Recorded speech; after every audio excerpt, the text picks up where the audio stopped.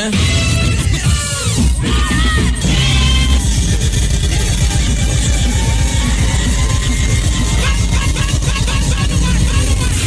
The Wendy Williams Experience.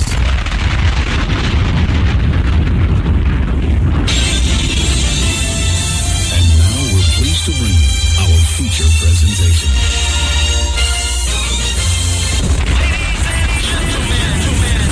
What you're here about to witness, the greatest queen of all time. Okay, party people in the house. Turn it up, yo. Turn it up. This is it. Allow me to reintroduce this queen from west to east. Just better get it right. Y'all know the name. Wendy Williams. Been in this game for a while. I hate the flag. Ain't nobody. Hey, this phenomenal. Like the queen. Right here.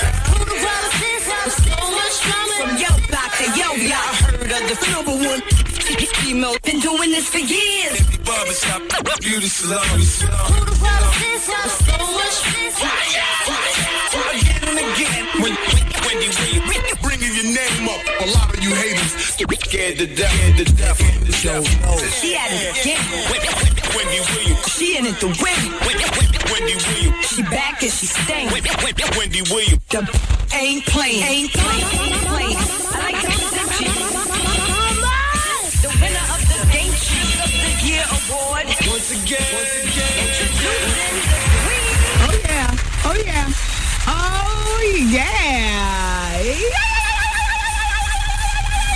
How you doing? Ow. Hey everybody, welcome to the Wendy Williams Experience. Glad to be here as usual. So we don't have any guests today. We can continue talking about whatever it is that you want to talk about. It seems as though the days run into each other, don't they? All right, so the phone lines are open, 866-GET-WENDY. This is a show about everything yet nothing. You know, we gossip about the celebrities. We talk about fashion. We talk about food. We talk about the goings-on in the community. It's back to school for a lot of kids today. You know, the mayhem is still going on down south. We're about to embark on a new television season. You know, I mean, it is what it is. And it goes down right here. Welcome to the Wendy Williams Experience.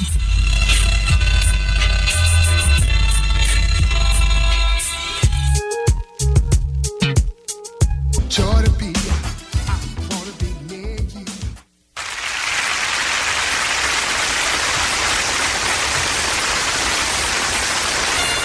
Ladies and gentlemen, it is with great honor and distinction that I introduce to you the queen of all media, Wendy Williams.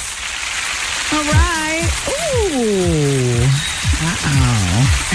How you doing, everybody? Welcome to the show. Well, it's another day. It's a beautiful day at that. Is the weather beautiful where you are? You are? I'll tell you what. I threw the garage door up today. I backed out. And what was I listening to coming in? Throwback EPMD. Yeah, my EPMD CD. You know? What you saying? The whole bit. No, it's a compilation of all the best EPMD songs. Because, you know, not necessarily the album cuts. I mean, not everything on an album is good. But I have mostly all my CDs are compilation CDs that, you know, I've had, you know, mixed down for me so I could just pop it in. And, yeah, I had the EPMD going. I like to drive with my sunroof open to really get the essence of what's going on, because that's about the closest I get to nature. I don't like to dwell outside, you know what I mean? I'm allergic. So, you know, I throw the roof open, you know, Let it go. hug the wood. Uh-oh. In the G nickel. Uh-oh. Put the pedal to the metal, threw my glasses on. Frames. You hunching the seat. Yeah, I was hugging the wheel. Uh-oh. And the funny thing is that, well, nothing funny about that. Never mind. Anyway, everyone. Would you date a man shorter than you? Oh. Ladies, I'm shocked. 92% of women from yesterday's People poll said, oh, hell to the no. 8% of women said yes. A lot of women who are going to remain single if they don't start dating down. And I mean that literally. I have to tell you, that's one rule that I would not break in my mind right now. Like if I was single, like there'd be a whole lot of rule breaking going on at this particular point. But including, looking for love on the internet, looking for love in the personals, all like that. But I got to tell you, me don't want no short man. But 92% of women are with me.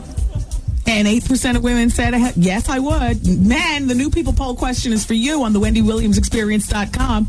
Would you date or do you date women taller than you? When I say taller, I'm not talking an inch or two. You know what I'm saying. I'm talking about in flat feet. She is 3 or more taller than you. And then she puts on her heels. That gives her, a 7-inch height advantage. Damn. Is that too much for you to handle, little man? Would you date a woman taller than you? Go to the WendyWilliamsExperience.com. Hello. Hi, Wendy. How are you? I'm doing okay. I'm driving on my way to work now. I want to say something to you. I want to thank you for shouting out LA weight loss. I'm in my 4th week and I lost 14 pounds. Wow, look at you. Yes, I really, really like the program. And I'm also calling for a word of advice. Okay, wait. Let me just ask you about what is your weight loss goal? Check 1, 2. What was wrong? What is wrong with my microphone when I talk on the telephone? Woman, I'm sorry. You know what it was? You're on hold. It was an A. There was something wrong with the input? Yeah. That's what she says once a month for 4 days. Unless you want to put that prayer back there. That's always clear, especially after a colonic. Oh. We had a blast last. Hey, Goose, can we use telephones today? Okay. No, officially? Yeah. Okay. Yeah. That was just a matter of a button. Apparently, we got somebody changes stuff. Testing. 1, 2, 3. So. Steve Harvey has been hired to do the morning show here at WBLS in New York. And the reason why I'm saying it just the way I am is because you know what? First of all, for everybody who's not in New York, I broadcast my flagship station, WBLS, here in New York, okay? We've been going through a couple of stumbles as far as mornings concerned. If you know anything about radio, mornings carry a radio stations, afternoons come in second. Everything else is just as important. But it's about getting the race started the right way when the ratings get turned on at 6 o'clock in the morning. And I was supposed to be doing a special announcement at 6 p.m. Eastern time here on the show. But I'm talking to one of the chieftains here, one of my crime bosses here. Come to find out, it was in the newspaper yesterday. It's on press release on everybody's important office all around the city and the country. So why the hell do I have to wait another 4 hours to announce one of the happiest days of my career at this particular point? Because this directly affects me. There you go. You know what I'm saying? Yeah. We're about to kill it in New York. We are about to wreck it. Shout out to Steve Harvey.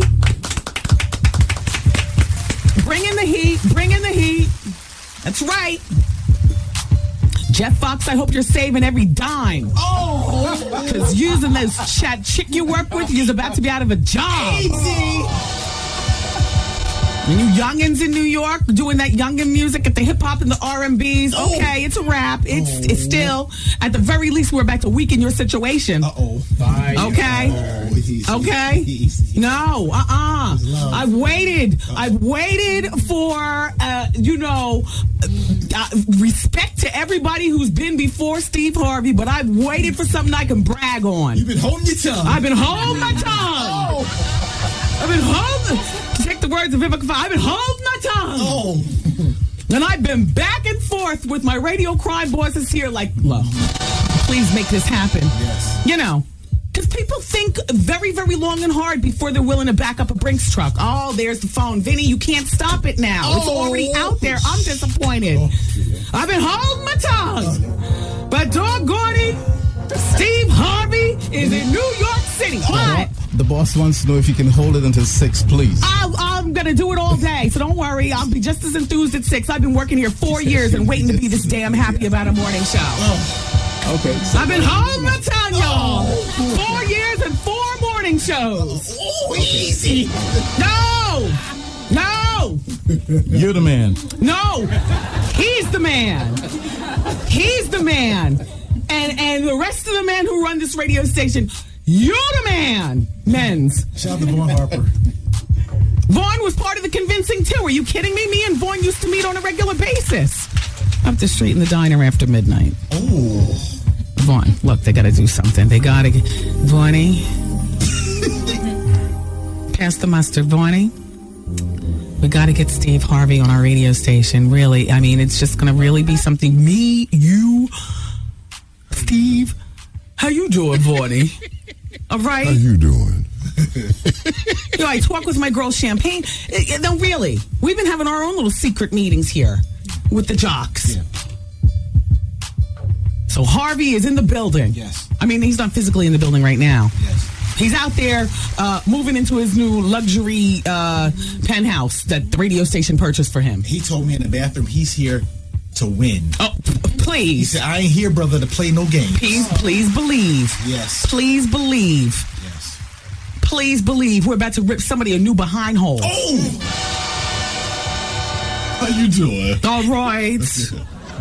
And with that in mind, Steve Harvey will be telling jokes over at the NJ Pack on Saturday, the 10th of September. That's in New Jersey.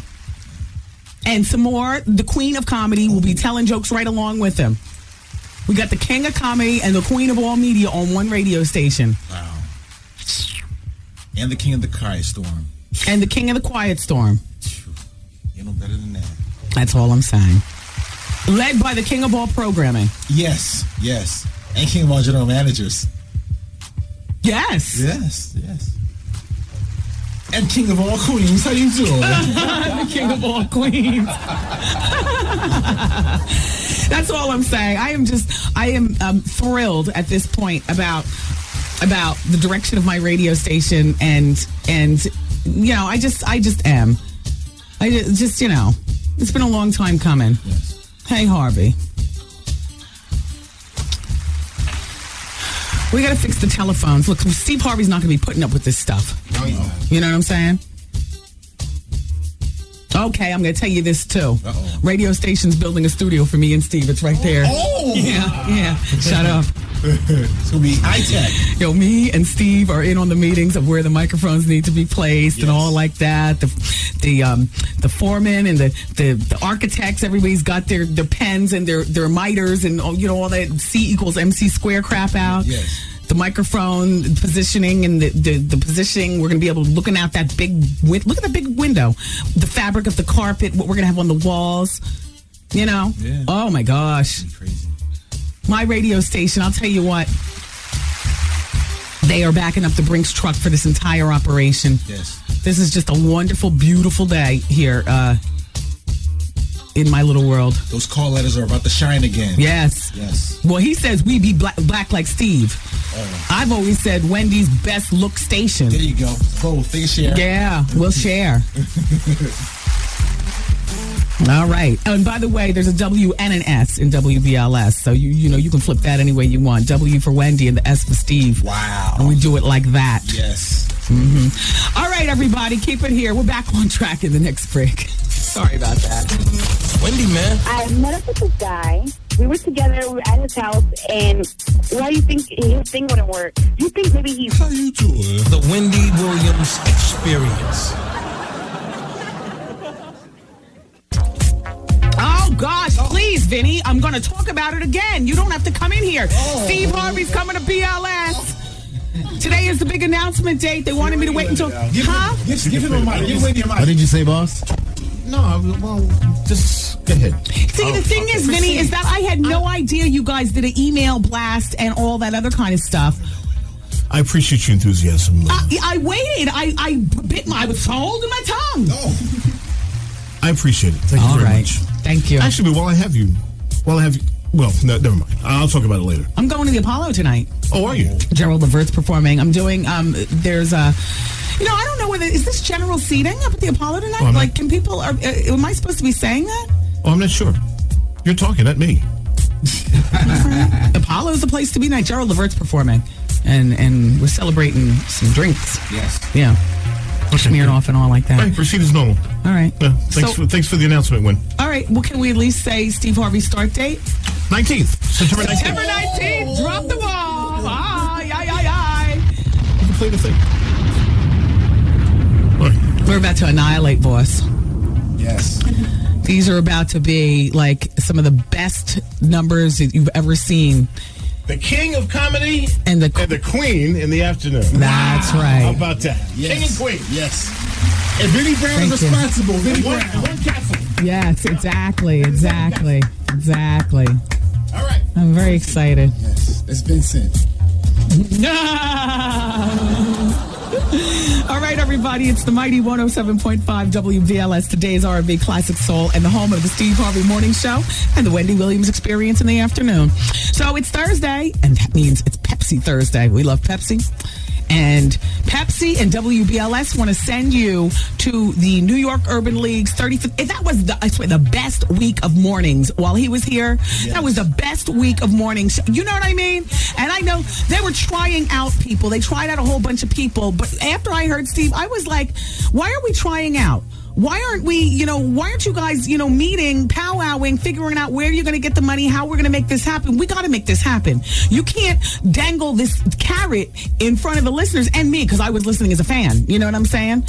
I'm like, you can't dangle this carrot and then you hire a different morning show. Respect to everybody else, but for real. Yeah. This is business. Big business. And the business is we need the best. Refinance.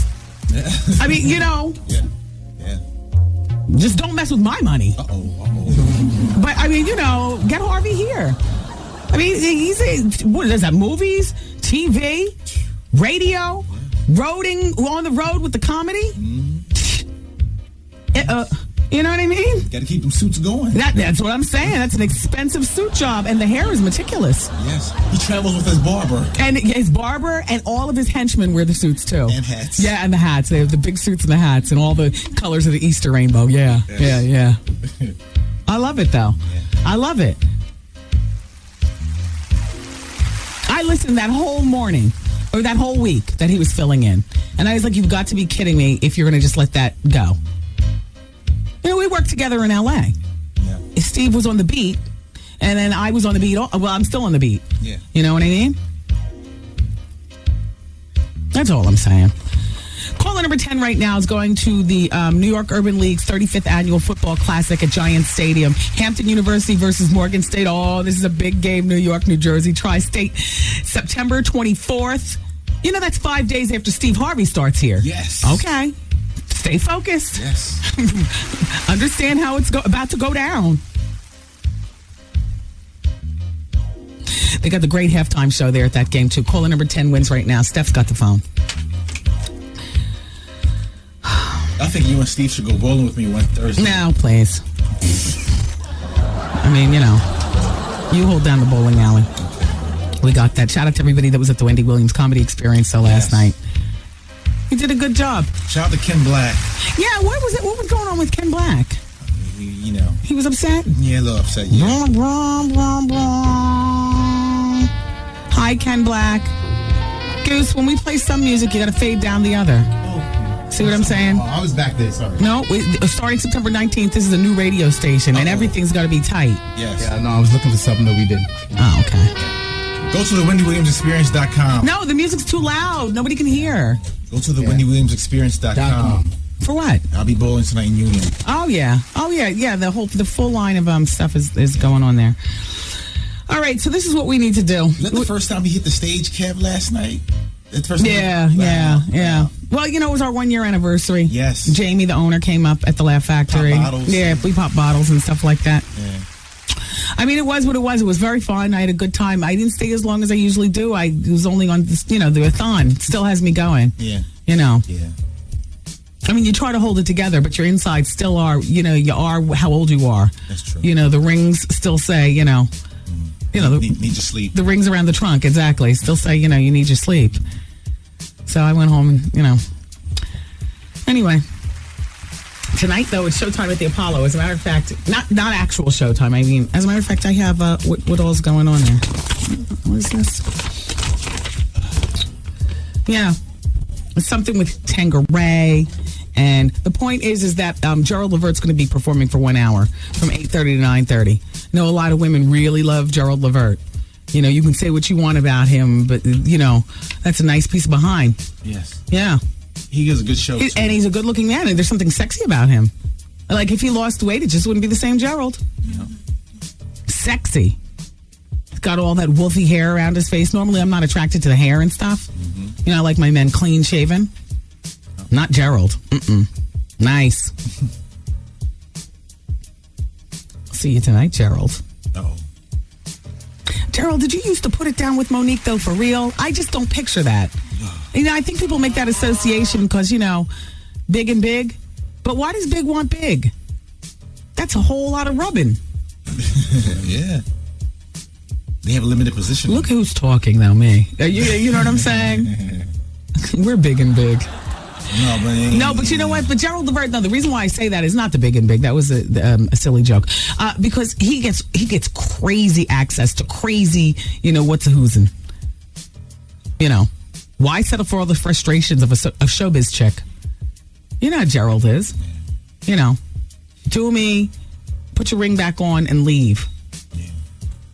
He doesn't want all that frustration. You know, he needs time to be creative and do his music. I'm going to see him tonight at the Apollo. When I introduce him, I'm actually going to stay for the show. I don't do that a lot, you know. No, you don't. I'm quick to say, ladies and gentlemen, and I'm out. All right. Everybody, the phone lines are still open. They're all fixed up over here. And we'll continue with this line of entertainment right here on your radio station, 107.5 WBLS.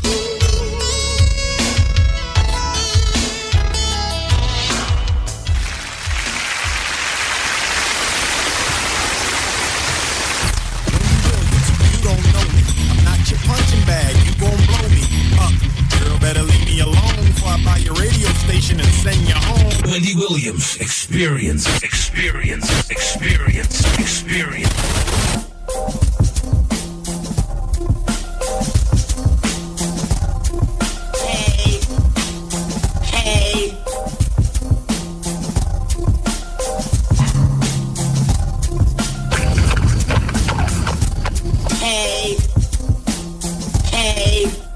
I apologize, everybody. Look, I know you're not going to put up with that, you know, for very much longer. It's cute the first time it happens. I know. It gives me a headache, too. I'm sorry. I apologize. Oh, gosh. Laila Ali. Look, Art, she's single. And she's beautiful. And she's one of the few female athletes out there that I don't look at with the how you doing eye. How about you? Did anybody ever question whether Laila Ali could be a lesbian or not? And the marriage of beard? See, I never did. Even when I see her sweaty in the boxing gloves and stuff, you know, because then all you can imagine is when she dries off and takes the shower, look, this woman is a stunning supermodel. Have you ever met her? She's a friend to the show. She's been to visit before I went syndicated, so not everybody heard that interview. We got along so great. And the fantastic thing about her, I got to see physically what I would look like if I was diligent at the gym and lost a few more pounds, because we are the same height. We're both 5'11". We both wear size 11 shoes, so we were trading a lot of shoe tips, you know, behind the scenes. Like, there's a place that she loves to come when she's in New York. She gets gaiters made. And but, you know, when I look at her body, like, you know, Art, do you remember when she came in? We did a lot of standing up next to each other and all like that. And I was fascinated. I was, you know, I put my fingers around her wrist and, you know, let me feel your upper arms. You know, because I was like looking at myself if I stuck to it. You know, she's not a small bone woman, so I was really able to get it. She's a big bone woman, and she's 5'11" like me. So you know how, like, you look at somebody, and I asked her how much she weighs. We weigh virtually the same, within like 8 pounds of each other.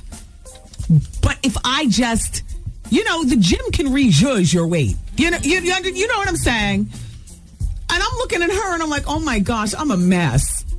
You know, if I just stuck with it. But I love her and we got along really well. Shout out to Laila Ali. I would love to have her back on the show. Shout out to Elisa Payne in the back. Elisa, is she bookable? She's on the cover of Jet Magazine, this Laila Ali is. And this is what it says. On the ropes, Laila Ali, knockout talks about her divorce and why she will retire undefeated. Well, come here and talk about it. Respect to Jet Magazine, but come here. I like to hear the words come out of your mouth. Why is she getting divorced? Well, I got to read the article. I'll tell you about it in the next break. This just got put on my desk. I can't, it's hard for me to read and talk at the same time. It's Thursday. And you know what that means? That means it's time for the Inside Scoop. Shaylin, make a note. Sponsored by JCPenney. The Inside Scoop is brought to you by JCPenney. Let's talk fashion, because that's what the Inside Scoop is all about. So, Harper's Bazaar magazine gives personal style tips. They say, number one, belts are ruling the runway this season, girls. Are you belting? Are you belting? They don't have to be expensive. Anything from $5 on the street. The Kippy belts are like $375 a pop. I like those. They sell those at like Neiman Marcus and better department stores. They got all the rhinestones, and the rhinestones don't fall off. I mean, they're really well made. The Kippy belts, everything in between. A lot of those dirty backpack belts, the one that every girl has, circle, circle, circle, circle. Then you attach. No, not that one. I'm talking about the big breast, like a dinner plate. Circle, circle, circle. You know which one I'm talking about. Anyway, belts are big. Belts are key this season. You can find all kinds of belts at reasonable prices at JCPenney. They're also saying necklaces, not just any necklace. They want you to layer. The black jet beads, you can either buy them in cut glass. They're like $5,000, or you can buy them, for $10 a rope. JCPenney's got your coral, petering out the rest of the summer. Your turquoise, which is good year round. All the black beads. The black beads are the big thing. I got to tell you something. That's the last thing I'll be caught dead wearing, because whenever I see girls with the black beads, I'm like, oh, you're trying so hard.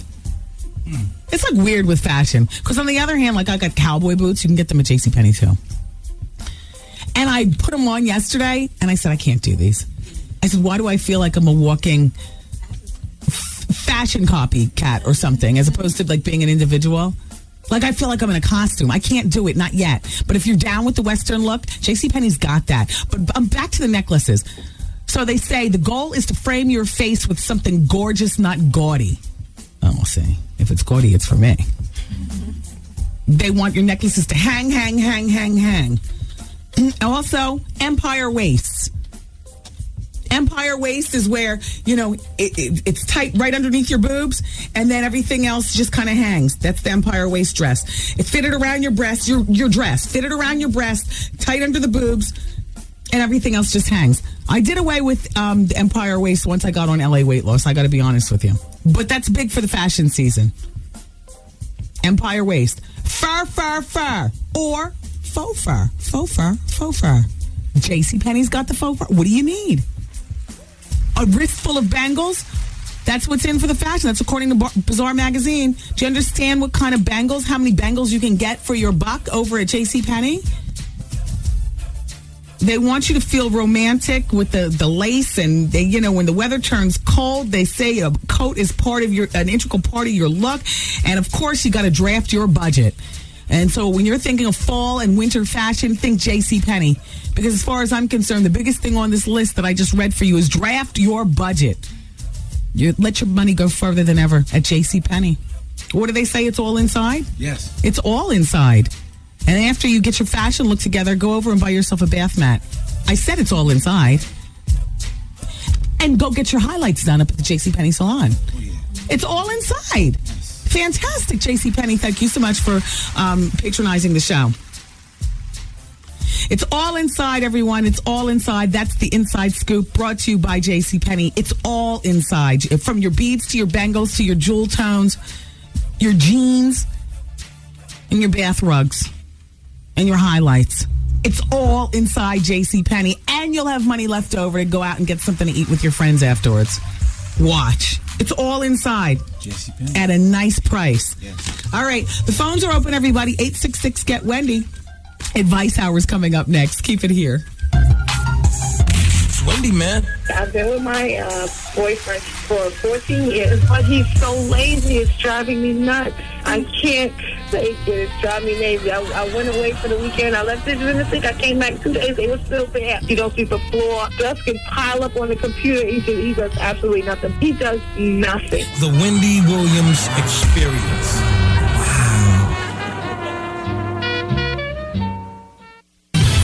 Everybody needs some. Should I leave? Like, is that selfish to my son? Come get some. Let me tell you, Wendy, it's really a trouble with a dude. Advice out. I'm having a problem with my fiance and his family. I was in a relationship with this girl for like 18 months. She told me the relationship meant nothing. Always drama. Call Wendy right now.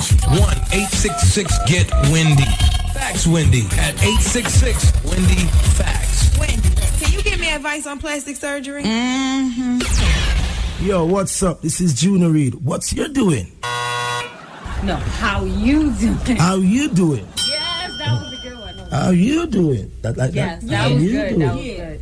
Only we know what it's talked about, baby.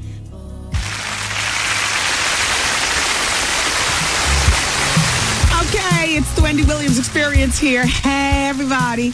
All right, so we did the people poll question. We do one every day. I like to find out more about you all. Yesterday's question is, ladies, would you date a man shorter than you? Well, 92% of you said no, and 8% of you said yes. Is that why you're still single? On one hand. On the other hand, why should you have to settle? If you don't want short, then you shouldn't have short. But is that why you're still single? Just asking. No, don't settle. How old are you, though? Girl, you're 45. You know what they say? Half are gay and the other half in jail. Short man's looking pretty good right about now, right? I see you over there, young'un, 27. You haven't had sex in 4 months. Because you haven't had a date in a year. You might want to rethink that short man thing. Or just stick to your guns. Why not? Go ahead. See what that'll get you. Hopefully a man taller than you, right? Well, men, we're turning it around. Today's people poll question is, would you date a woman taller than you? And I don't mean 1 or 2 inches. I mean 3 and better. Flat feet.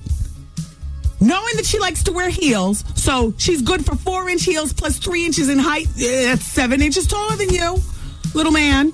Would you date a woman taller than you? That is the people poll question for the men. Let's go to the phones. Hello. Hello.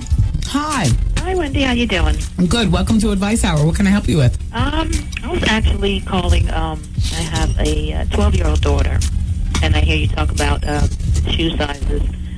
She's a women's 10. Mm-hmm. So I'm actually trying to, find out where I can get her the proper shoes for a 12-year-old at that size.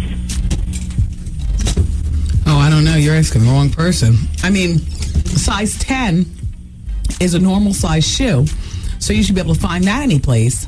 For a woman, we're talking about a 12-year-old. Well, unfortunately, I don't know any girls in that price range, or excuse me, in that age range, but I would say start cheap, I wouldn't break the bank on a 12-year-old shoes, And why not go to Baker's, pay less, Parade of Shoes, JCPenney. Okay. All right. They have, size 10's a normal size. Flats are huge. You should have no problem finding the cutest shoes for her. And I'm talking about shoes that you'd wear too. But because they're flat, they're very appropriate for a 12-year-old. Mm-hmm. And don't pay a lot. I don't want to. Yeah. I really don't want to because, they're just basically running around and, 12. Try JCPenney, Baker's, Parade of Shoes, pay less. Okay. Yeah. All right. Thanks a lot, Wendy. All right. You're very welcome. Okay. Bye-bye. Bye-bye. Hello. Hi, it's Wendy. Hi, Wendy. How are you? I'm doing well. Good. Listen, I have a question for you. Okay. Recent college graduate. I graduated about 2 years ago. I'm really looking to get into being a personal assistant. I met you during your book signing in Philly, actually, and I gave you my resume. I just wanted to know what steps I could take. I put my resume out there. I do have a college degree. I was thinking about going back to get my master's in human resources. I have since, let's see, when book signing in Philly. Okay, It was so long ago. Sweetie. Yeah, you know what? Long ago. I have since actually hired a personal assistant. I know, and I can tell you, I don't see where a master's degree in what did you say it was? Human resources. That's what I was going to go back for. Helped her at all. I mean, I don't see where that would help her. You know what you need? You need terrific phone skills, of which, you know, I like the way you're presenting yourself now. Good. You need a terrific presentation physically that just talks about groomed and together. Exactly. I would, me personally, I don't want a personal assistant with visible tattoos. I don't have no piercings. Eyebrow piercing, No, tongue nothing like piercing. that. This is for me personally. Right. I understand that this is entertainment. This is like a rock and roll business, but I do a multitude of things where I just don't need tattoos on breast and like that. Right. So, I don't have any of that. So good. So you're nicely presented, and also you have to come with kind of some contacts already. I mean, my assistant came knowing people in this industry already, and also knowing how to make it happen for us. If it's something that she doesn't know, for instance, she knows Fashion Week is coming up. I want to be up in some fashion shows. Make it happen.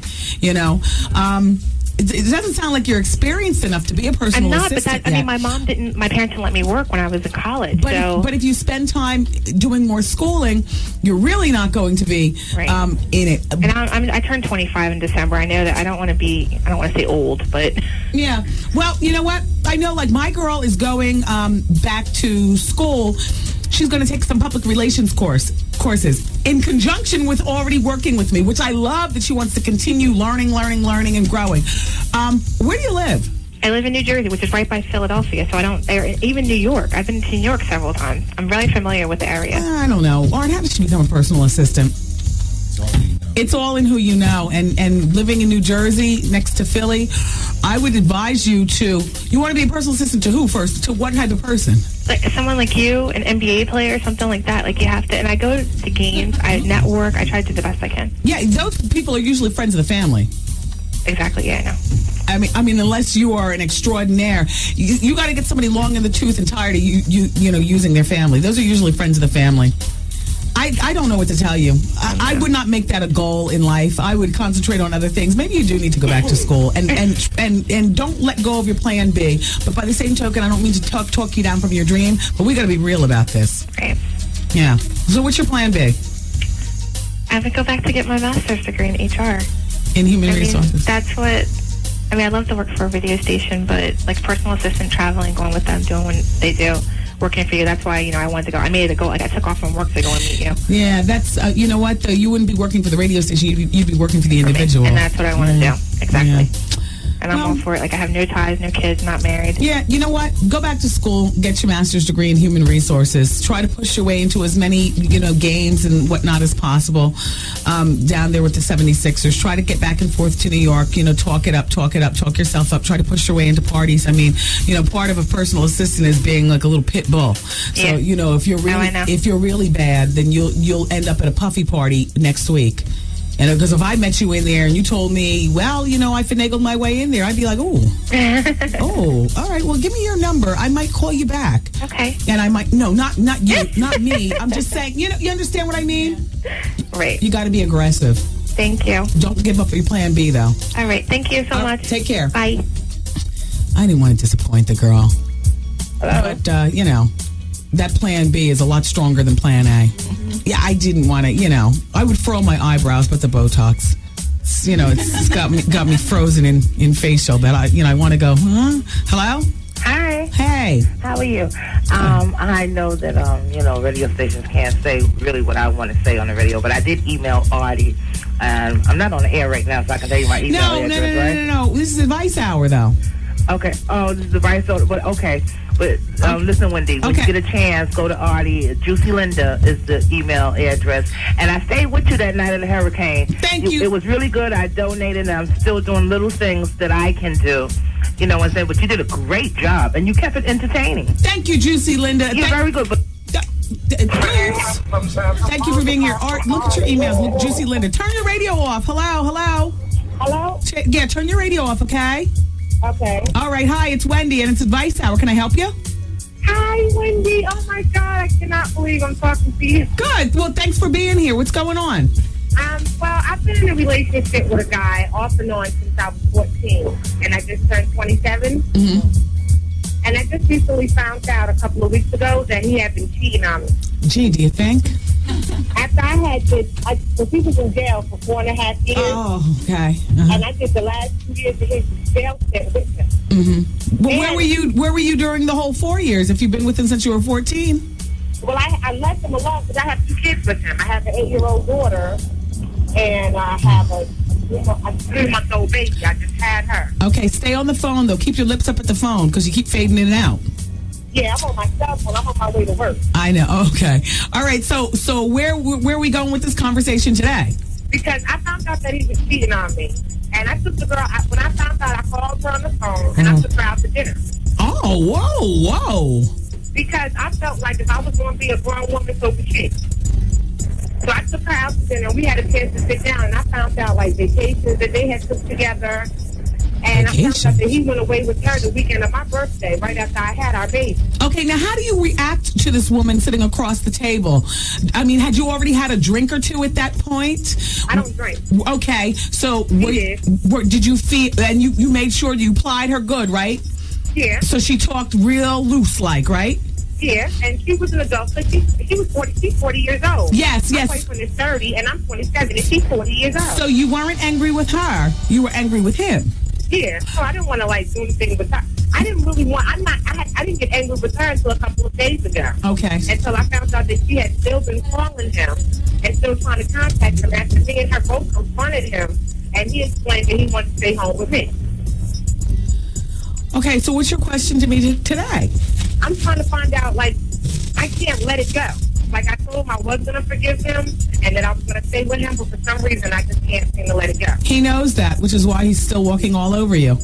Because you never had a chance in your entire teenage through womanhood life to sow your oats, be on your own, become independent, do without him other than when he was in jail. You have 4 kids. You're not going anywhere, and he knows that. So he's going to... This is my opinion, since you're asking me. In my opinion, a man who's been with a woman from the time she was 14 and now you're 27 and he's got you locked down with 4 kids, he knows you're not going anywhere. As a matter of fact, you're incapable of going anywhere, according to him. You don't have it in you to stand up and be your own independent woman. You are awkward in dating situations. You can't make it financially without him. You have no options. So you are trapped. And, I feel like that. And he knows it. So he's going to continue to walk on you. You have got to muster up all the strength and financial resource you have to break out. And even after this conversation, you know what I think? You don't have it in you. You don't have it in you. I'm sorry. Yeah. Call me if you get it, though. Call me if you get it, girl. Call me if you get it. But I don't think you have it in you. You're trapped. He knows it. If I were him, I'd keep cheating. Why not? You're not going anywhere. You know what I mean? Yeah, I do know what you mean, and I'm starting to feel like that. Yeah. Get angry and then leave. No reason to stop. Get angry and then leave. Stop telling him you better be good and I'll stay. No, get angry and leave. Get angry and leave. Yeah, you're right, Wendy. I love your show. You always break up near my job, though. Why is that? Probably the same reason this phone conversation was broken up at the beginning. I don't know. The closer I get to my job, the less I can hear you, and I'm so upset. No, don't be upset with the signal. Be upset with where you've allowed him to trap you. Yeah. Get angry and then leave. I wish you well. Thank you, Wendy. Bye-bye. And that's what happens when you spend so much time in a long-term relationship at such an early age. And then the kids, and then just, oh my gosh. I hope she sticks to it. I think I talked her into it, right? I was waiting for her to call me a name, which, fine. That's the beginning of the anger. Get angry and then leave. You got to do it for yourself and your kids. Keep it here. Wendy, man. You had a caller call in once and ask, how do you not get crack lip when you chiefing? Yes. Tell them to roll a filter up in their stuff, and they'll be all right.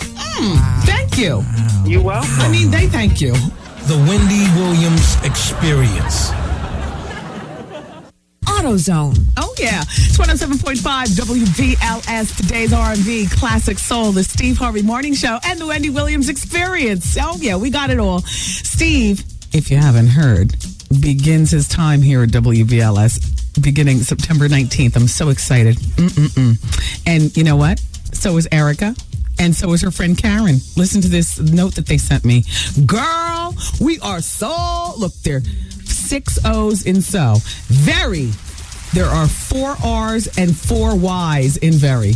Happy that Steve Harvey is joining the WVLS family. He was so great when he was here for that 1 week. We were so sad to see him leave. And we were actually thinking about calling someone at BLS to get him back. He is wonderful for the grown and sexy and for the young too.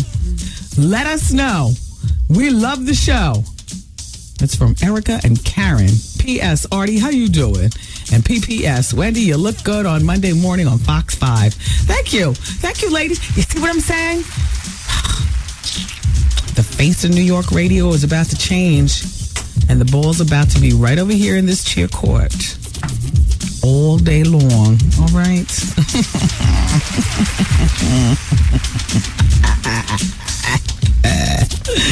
Alrighty, everybody. It's Pepsi Thursday here at WBLS. We've got these great passes for Saturday, September 24th, WBLS, the Urban League. It's all going down. The 35th Annual Football Classic game at Giant Stadium. Hampton University versus Morgan State. Plus a spectacular halftime show, including the Brooklyn Stepping Marching Band. If you've never been to this game, understand it is very little about football and more about what you wear, how your hair's done, and how cute he is over there and how you're going to get his number. Or if that's what you choose. Otherwise, it's all about, finally time for the 4 of us to spend time together. Me, my husband, or baby's father, whatever, and the kids. Or finally time for us girls to get together and have fun. This is the best day. Barbecuing, yes. You get the tailgating going on in the parking lot. The game going on inside, which I don't care about watching the game. I socialize in there. I get my little Tangeray on, and you know what I mean? My attorney's office, Hunt Hamlin Ridley in Newark, they get a whole box seat. So up in the box, I mean, who cares about the game? It's about the food and the drinks. And, you know, seeing great people that you haven't seen in a long time or that you've never met as you walk from your car inside. Or stay out at your car and tailgate. Listen, I got passes for you because it's Pepsi Thursday. I say all that to say. Write down the date. It's Saturday, September 24th. This is the New York Urban League's 35th Annual Football Classic at Giant Stadium. And caller number 10 wins those passes right now. It's big, big, big. If you would like to, just call because you don't have time to win stuff. You know what I mean? You don't have time. You have your credit card. Call 212 for tickets for this game. 926-8000, extension 155. 212-926-8000, extension 155. I don't want to confuse you, but I have another telephone number. It's for Ticketmaster. You can get passes there, too, at 212-307-7171. Okay? All right.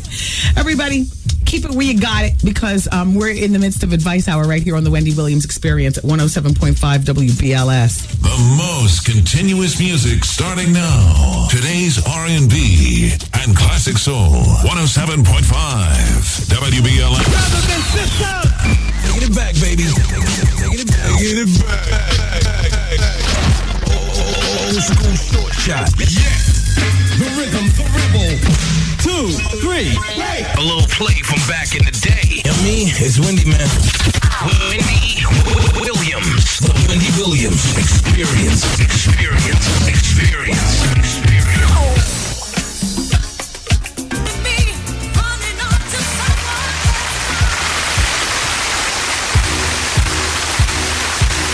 Hi, everybody. Oh, my headphones are so broken. Hello? Yeah. Oh, hi. All right. It's the Wendy Williams Experience, everybody. And we're still dealing with Advice Hour. And Here's one from somebody named Crystal. Crystal says, Wendy, in response to the young lady who called regarding the 40-year-old woman, and she's 27. Everybody, this is from last break. You know, she's been with him since she was 14 and she's now 27. I told her it's time to muster the strength and bail. So Crystal is putting her insight on it. She says, the reason he continues to cheat is because she is no work to keep. That's a point. The 27-year-old is no work, that is, Wendy. I have been in this situation, but the tables were turned a little. I found out that my guy was cheating on me with a girl who was almost 10 years older than both of us. Much to my surprise, he had been with her first. And in fact, it turned out he was cheating on her. Well, at the time, we were engaged, and I was 5 months pregnant. We were already engaged before I was with child.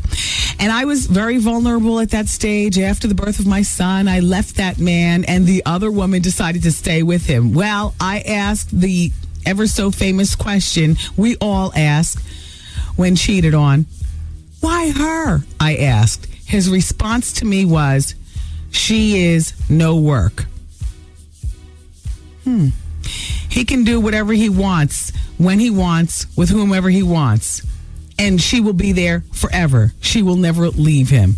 Although I was hurt, I still have a reminder that no good man, and that is my son. Leaving him was the best thing that ever happened to me and the most hurtful thing that I've ever done. I am happy, having a great life, and I have a beautiful son. I could care less about Sean or Jocelyn. Oh, she had to get her stabs and digs in.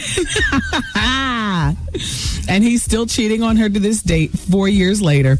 Once I got out, I've not looked back, and I thank God every day because Jocelyn could have been me. Oh, yeah. She also has the nerve to be nasty, like I cheated on her. Well, hey, that's her own misery.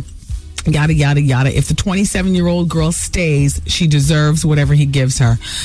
You know what? I didn't want to say it, but yeah, it's true. It's true. It's like, you know,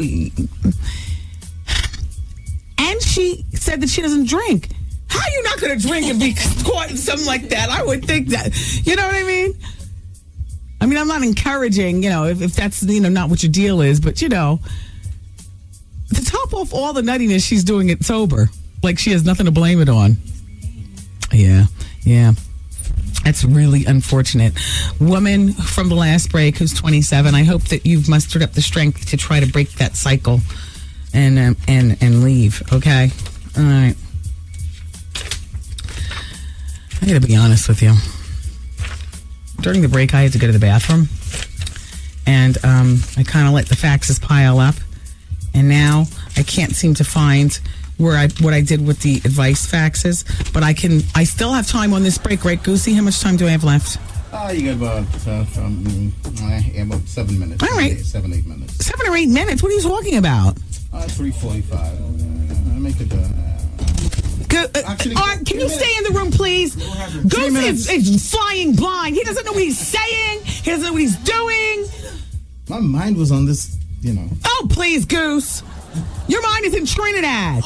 That to go down there and cheese off and host a party. I see what's going on. Always bigger. You know, Goose used to own 4 radio stations in Jamaica. I mean, you know what I'm saying? He's laying here in the cut pressing buttons for this dopey radio show. In actuality, he got a whole lot going on. There's big business going on. All right, we got... Huh? Oh. Minute and a half, darling. Minute and a half. That's what I'm saying. Did you just hear him? Everybody say 7 or 8 minutes or whatever. Hello, Goose. Stay with the class. And that would include Art's microphone. Look, he's tap, tap, tapping. Look at Art tap. Thanks. Congratulations to little Kim. She's got the distinction of being the first female ever to grab 5 mics from the Source magazine. What? Well, she got 4.5 for La Bella Mafia. Yeah, I don't think that was a 4.5, but that was, she got 4.5 for that one. But it doesn't matter. The point is that The Naked Truth was supposed to come out on September 13th, but they pushed it to September 27th. So congratulations, little Kim, on your 5 mics. And by the way, she's going to be serving her time in Connecticut September 19th, which means that she'll still be a part of the listening family. Oh, they got good prisons there. Because from the bottom of the state, where we're heard on out of New York on WBLS, to the top of the state, where we're heard on Power 104.1, Hey, little Kim, at least the radio will be good. And congratulations on your 5 mics on your CD. Yes. All right. Everybody, keep it where you got it. We are rolling through the hour of truth and push and bend and stretch and tease and pop. All right. 866-GET-WENDY. That's the telephone number. 866-GET-WENDY. And we'll be back. For love. Wait, time, baby. Wait, turn me. Goose. You got time, honey. Break. Okay. All right, we have 2. Wait, then turn that off then. Then I have time. You just told me I only have like a minute and I'm trying to wrap up. Here's the problem. Stephanie, can you please take the clock off the wall and take it back to engineering and ask them to please fix the clock? I rely on that clock. I time my own breaks. There's a digital clock up there. Something. Better get it right before Steve Harvey comes in here, because then it won't just be me leaning on you. It'll be Steve too. After I turn off the mic, I turn off the whole show. You know, I go into a whole nother lifestyle. You know, mom and whatnot. Yes. But you know, Steve's kids are grown. Steve's got all day to make sure every microphone and every clock is fixed. You know what I mean? Yes, you're right. Sometimes, like, that's the worst kind of person to have around, because they're able to micromanage you. Yes. His kids are out of kindergarten. You know. I know what you mean. Yeah, that's right. You know, he's not responsible for putting dinner on the table or at least gathering it at the grocery store. Nope. You do it because you want to do it. I was going to say, and if I wasn't so controlling and anal of my own house, maybe I'd have somebody else do it, but you're not going to grocery shop for me. I like to go in and bust open packages and eat, and I like to feel, and I love grocery shopping. Love it. All right, Goose, are you sure? 10 seconds? I'm back. The phones are open. The Hour of Truth is coming up next. We'll gossip about everything, including Jay-Z, the Busta Rhymes fight, and Bobby Brown. I've been with this guy for like 5 years, and I know you say don't cheat. I know, but I can't help it. I want to. You have intention on getting married? We're married. Oh, my God! The Wendy Williams Experience. Hey, New York City, this is your man, Steve Harvey. Hey, that's right, everybody, I'm back. And this time, New York, I'm here to stay. I got that 10-way suit when I was little for Easter with reversible pants on it. You could wear it 10 ways. Then I'd be in black. I could wear mine 31 ways. That's right. Radio in New York will never be the same. The fun begins Monday morning, September 19th. It'll be on and cracking right here on 107.5 WBLS. Oh, man. Today's R&B and classic soul. WBLS presents the Circle of Sisters pre-event party. Join us September 27th at Latin Quarter as we celebrate the sisters. Enjoy live performances by Jaguar Wright, Kiki Wyatt, Lettucey, and more. And everyone attending will receive a free ticket for Circle of Sisters October 1st or October 2nd at the Jacob Javits Center. A portion of proceeds from all events related to Circle of Sisters will benefit organizations whose efforts are targeted at anti-domestic violence, prevention, education, and salvation. The party is at LQ's, the Latin Quarter, 511 Lexington Avenue. Buy your ticket at the door. Produced by Ruben Rodriguez Entertainment. Bring a friend as we bring our community of the sisterhood together. Feel the strength at Circle of Experience. Yo, man, this is Rupee. Wow, wow. Yo, hey, your boy, Baby Sam. Can you hear me? Yo, what's up? This is Kevin Little, and you're listening to the Wendy Williams Experience.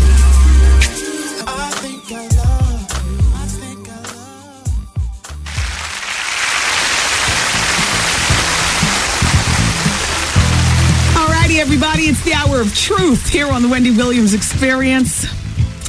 Timberland, everybody, is urging his rap brethren and sisters to give up the diamonds and the cars and the clothes and help people who suffered during Hurricane Katrina. Now, he himself is donating toys and basic necessities to the relief efforts, and he visited shelters this past week. And actually, the week is not over. What is today? Thursday? Okay. As you can tell, I can't wait for the weekend. But here's what his quote is. If you can afford to splurge on materialistic treats for yourself, like cars, jewelry, and clothes, then you can afford to forego those luxuries for a moment and give to people who desperately need money for basic necessities. Jamie Foxx had agreed to serve meals to hurricane victims in Texas, and he was horrified by the devastation he saw. Here's his quote. Some of the stories that touched me can't be aired. It should have never happened. These are people. These are Americans. It's been so sad that we treat our folks like this. This is a day I won't soon forget. The day that he served the meals and whatnot. In the meantime, congratulations to Jay-Z, who was named International Man of the Year by GQ Magazine London. And that was presented to him at GQ's Men of the Year Awards show last night. Congratulations. Mary J. Blige and Angie Stone. Don't you love that combination? Yes. That fits so well. Well, they're among the stars featured in the next Ray Charles collaboration CD. It's called Genius and Friends. It's going to be in stores later this month. Sure it is. Poor Cassidy. Oh. Well, he's set to be rearrested. Now, he's in jail, but he's going to be rearrested and, I guess, rejailed. Damn. On first-degree murder charges. Oh. After, what was that? A Dan for the first one and a Dan for the second one? You got two Dans in there. Yeah. After the prosecutors announced plans to refile charges against him, Cassidy's been behind bars in Philly since June. The whole summer. He's behind bars now, charged with first-degree murder of the 22-year-old gentleman, Desmond Hawkins, and attempted murder of two other men. What is Philly talking about regarding that, I Art? haven't been to Philly in a while. I'm sorry. I'm here. New York, New York. City of dreams.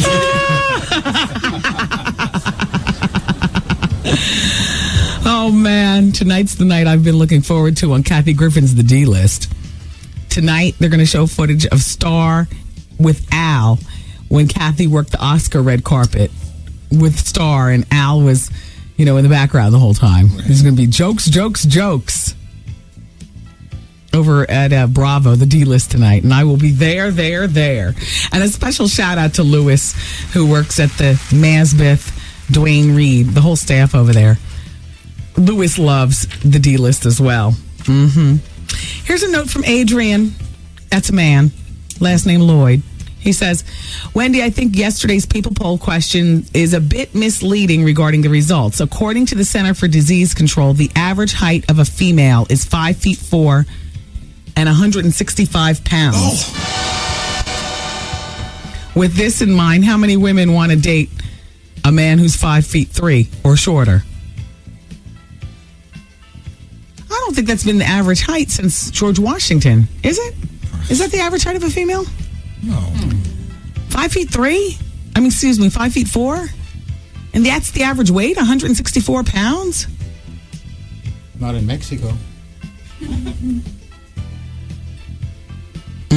Well, today's people... Well, anyway, the results still, Adrian, 92% of women said, hell no, they're not dating a man shorter than them. And 8% of women said yes. Well, today's People Poll question on the WendyWilliamsExperience.com. You are invited to visit the website, take a look at the pictures, and stop at the People Poll question. Today's People Poll question is for the men. Would you date a woman taller than you? Shout out to Jen Bartalk. She has the whole staff over at Academics listening to the show. Art just passed me a note saying that you all need my size. Yeah. Big. Yeah. Oh. Where's the studio? Where's the showroom? 34th Street, right down. I think she used to be at Pele Pele. Now she's over there. Oh, I know Jen. Yeah, Jen Bartok. Yeah, hey Jen. So she wants to lease you in Academics for your lifestyle shopping and stuff. Junior. What did you just learn that phrase, Art? You've been using lifestyle. That phrase a lot recently. Well, you wear your Uggs on the weekends when you're doing your lifestyle shopping. You got that from June Ambrose, our celebrity stylist friend. She said, well, they're lifestyle shoes. You can learn a lot here on the WendyFans experience. Yeah, well, thank you. No, how you doing is correct, Miss Honey. Can you visit the academic showroom and just pull and tug at things and see how much stretches in stuff? And then you know my size. I know your size, yeah. You know, I like everything tight for my lifestyle clothing. Okay. And otherwise. Only time I like something that's not so tight is when my parents are around and I got to go to a luncheon. Oh, yeah. You know. This is from Ellie. Ellie says, Wendy, please. Okay, we can turn the heat down. Please, can we? Yes. Okay. Steph, thanks. My man over here getting a tan. Ellie says, please tell the lady that is having trouble finding shoes for her daughter. I also have 2 11-year-old daughters, and they both wear a size 10 shoe. I buy them shoes at Kmart, Payless, and Marshalls. They have a great selection of flats and low shoes for young girls. Well, thank you, Ellie, or do you pronounce that Eli? Well, thank you so much. That's what I love about this show. Everybody helps out. Here's somebody who just signs, a fellow fashionista. Says, Wendy, being the fashionista that you are, please, girlfriend, know that empire, when referring to a waistline of a dress and tops, is pronounced empire, which is French. Well, I'm not French, so I'll say empire. An empire waist. If I said, oh, it's a beautiful empire waist dress, wouldn't you think I was up to something? Yeah. Like, who are you trying to kid? Empire. Yeah. And I still say Hermes. Until Oprah says I should say otherwise. There you go. Hermes. Thank you, fashionista. Was it Etienne Agner or Anye? Etienne Anye. There you go. Yeah. But I knew that from the beginning because that's when I wasn't, that was my mother's time. So that was my mother who, I learned how to say that from my mother. Yeah. But if that was popular during my time, I'd be calling it Agne. Yeah. Yeah. Yeah. Mm-hmm. Anyway, they sell that now on QVC. Oh. Yeah. Dear Wendy, how you doing? I love your show. I have a problem. I'm a 27-year-old male who's been married for 2 years, and I love my wife dearly, but Wendy, I've been cheating on my wife for the last 6 months with a transsexual that I met on the internet. My wife gives me everything, but these transsexuals that I see, it's not even one, it's a few. But these transsexuals that I see can give me something no woman can give me. How you doing? So, Wendy, I'm asking, should I continue to see the trannies, or should I tell my wife I'm bi? What should I do, Wendy? Please give me advice as only you can give it. I think you should spare your wife the pain and just ask for a divorce. And you know what? And blame the divorce on anything you possibly can, and including, of course, cheating. But don't say it with a tranny. See, if you say the cheating, then she'll already be tipped off to go get her STD checks and stuff like that. And she'll run the gamut from herpes to HIV and whatnot. And, and about the bi thing, no woman wants to be married to a bisexual man unless she knows about it going in. And I can name a few of them right now that knew all about it going in. And in which case, it's fine. No deception, no foul. But your wife is not going to accept this. So I would say bow out gracefully. Kanye West, number 1. 860,000 copies of late registration sold. That's knocking Lizzie McGuire, Hillary Duff from number 1 to number 8. Wow, she fell fast. Yeah. Never you mind. She started out as an actress. It's just good to be in the top 10. You know what I mean? Yeah. So while we're talking about Kanye, I want you to know 50 Cent got some words for Kanye West. And here's the quote. He puts together witty phrases.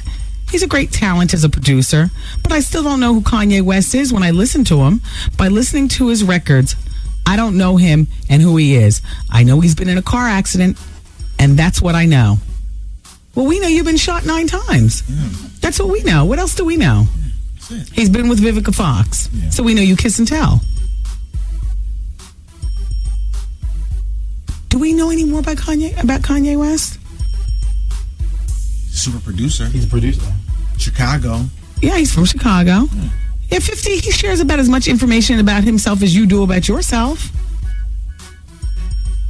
Both of you, I know, have more to say. Mm-hmm. But we'll never hear it on wax. Ow. And Kanye, I'm not talking about you, actually. 50, we know you got more to say.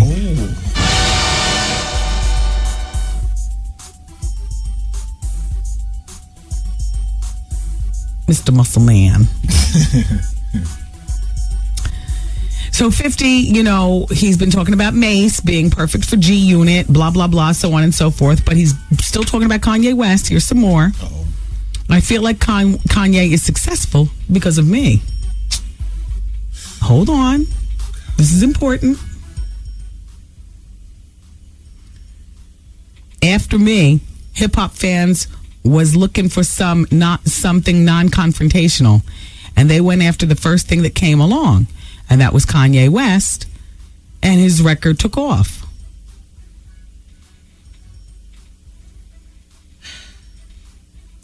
Well, the massacre with the bonus material that I was telling you all about weeks ago, and, you know, I've been filling you in and out. It's going to have some bonus material, is going to be out on November 9th, just in time for the holidays. And I'm sure that that's destined to do 860,000 copies in the first week, too. Is Mace still a pastor? Does it matter anymore? Yeah, you're right. Does it matter anymore? You're right.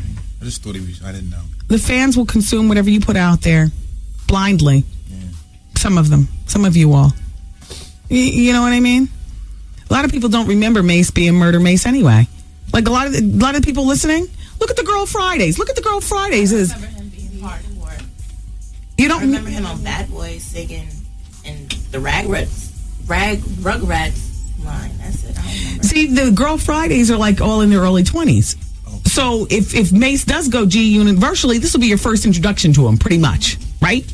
So he really does have a clean slate. Oh, okay. Because he's not rapping for, you know, crows. Right. He's rapping for them. They're the ones who will rush to Tower Records with their $20 and buy the CD. And he's still got that dimple. And Dr. Dre's beats. That's right. Okay. So why not? I mean, you know. What did that sign say, Goose? 1 minute. We got okay. 48 seconds. All righty. Bobby Brown was in court yesterday. Oh. Well, the monthly child support is paid up to the end of the year. That's the good news. That's good.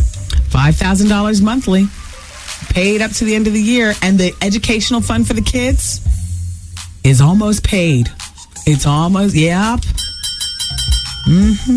All right, everybody, keep it here. I've been with my boyfriend for 14 years, but he's so lazy. It's driving me nuts. I can't take it. It's driving me crazy. I went away for the weekend. I left dishes in the sink. I came back 2 days. They were still there. He don't sweep the floor. Dust can pile up on the computer. He does absolutely nothing. He does nothing. The Wendy Williams Experience.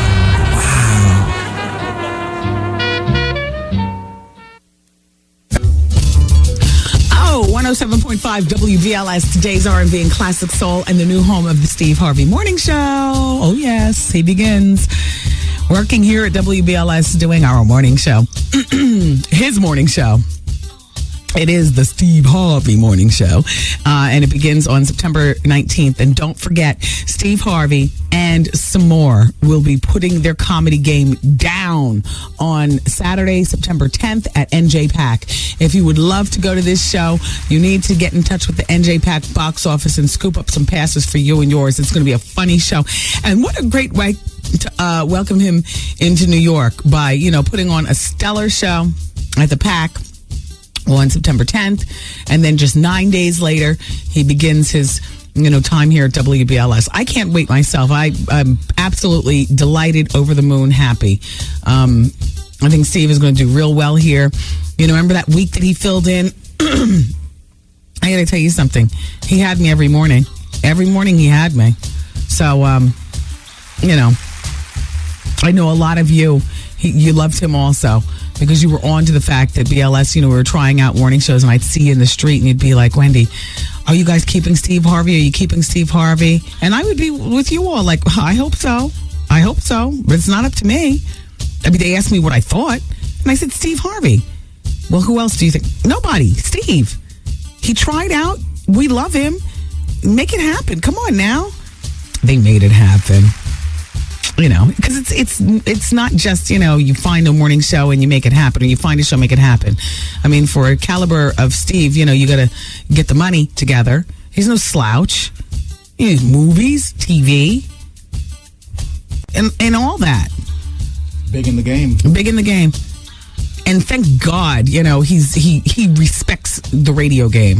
You know, because I've talked about you all. I've talked with you about this before. I hate when people come into my game and poach off of it.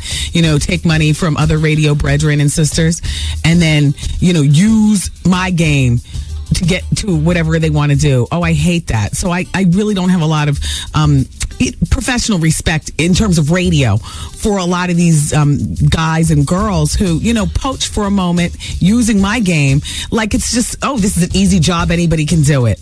You know, I remember Monique, they gave her a co-host of a morning show in Washington. Do you remember when that happened? You might not remember because, you know, this is not DC, this is New York. So, you know, she used to have to get up and flip the switch from her house. First of all, they made it real easy where all she has to do is flip the switch and be at her house. Now, that's fine, you know, if you're just doing that temporarily. But to get into the mind frame, you need your ass in the studio to get into the mindset of waking up, you know, being awake through those 7 traffic lights and the freeway, first of all. Then you get in the studio and you really get into the feel of the people. You can't be at your house and expect to execute, you know, good radio when you've never done it before in your life. And then she used to mess it up so bad she wouldn't even get to the switch in the morning on time. You know, it'd be like an hour into the show and she's just pulling her behind in there in her robe and flipping on the switch like, good morning, everybody. Here I is. You know, no, it's not funny. You know, it's very disrespectful to a very honored profession.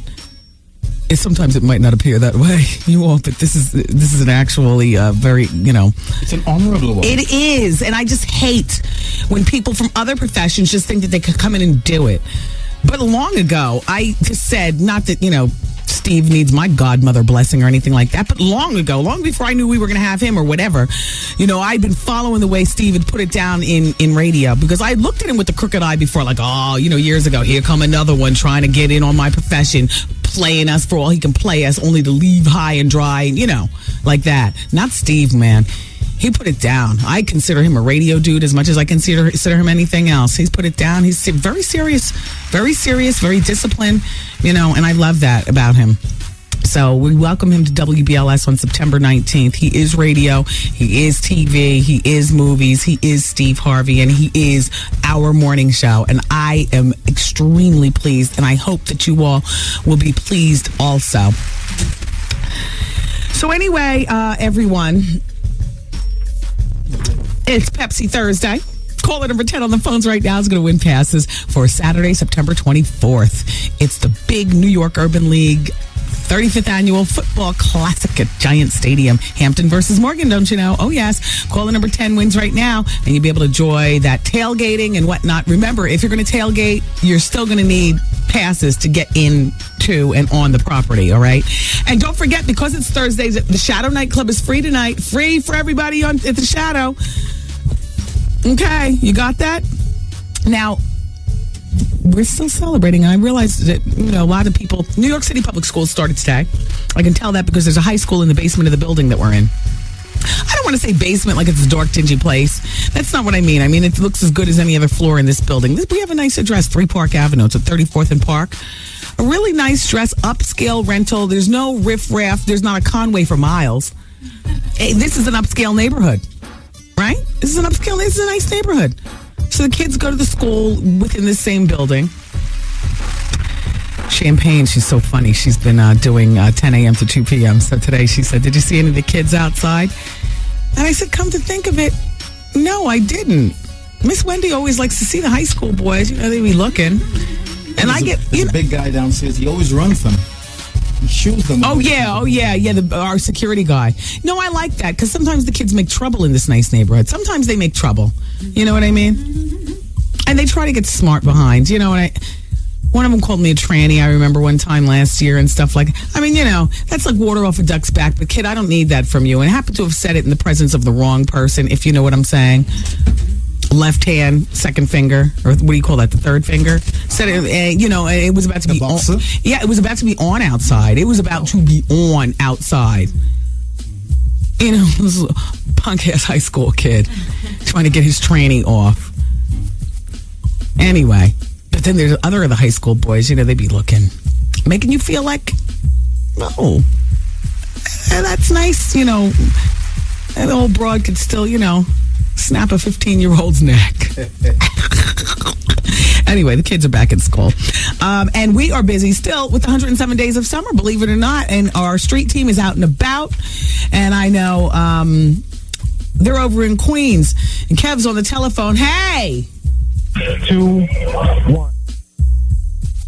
I'm hanging out today in Cambria Heights, Queens. We're at McDonald's on the corners of Linden Boulevard and Springfield Boulevard. And what we're doing today, we're pre-bringing the brand new 281 Stanley Mustangs. Come on out. You could walk away with one of these cars today. All you got to do is purchase any premium chicken sandwich from McDonald's and peel off to drive off.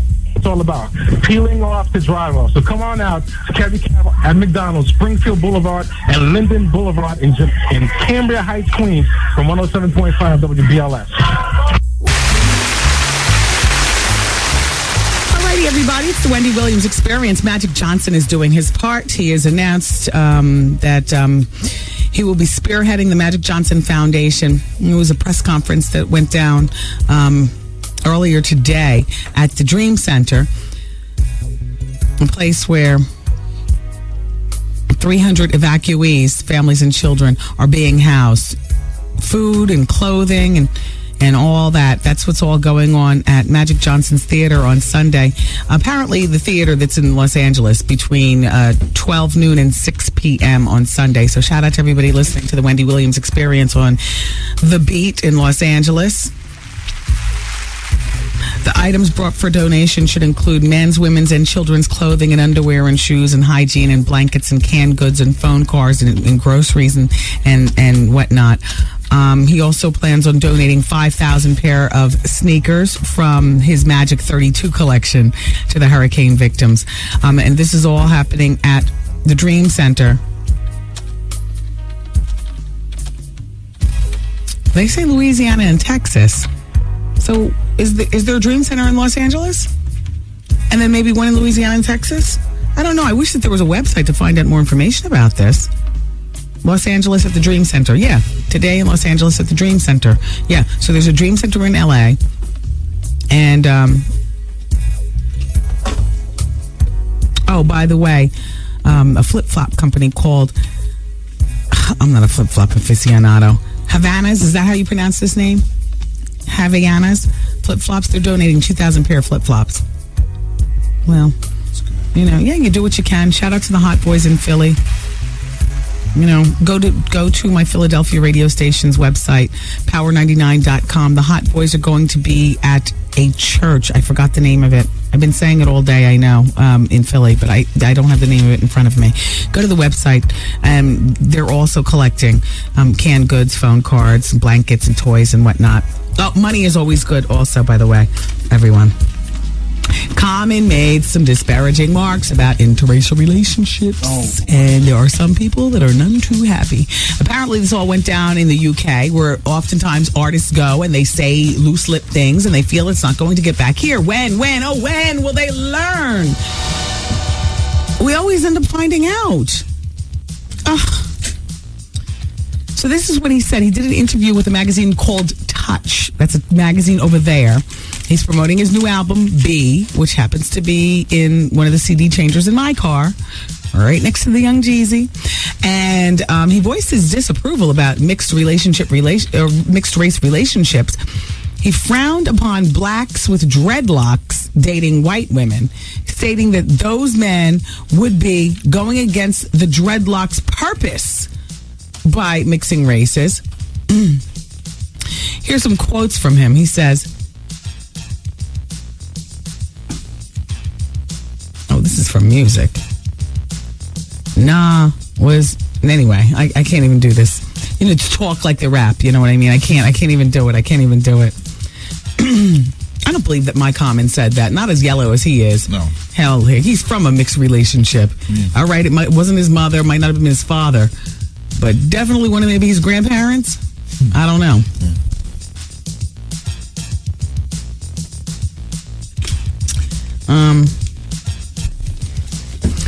Remember last hour, the 27-year-old woman who's in a relationship with the man who she's been with since she was 14, and he did a 4-year bid, and they have 4 kids together, and I told her that she needs to muster up all the strength and bail, but I also ended the conversation by saying, you're not strong enough, you won't do it.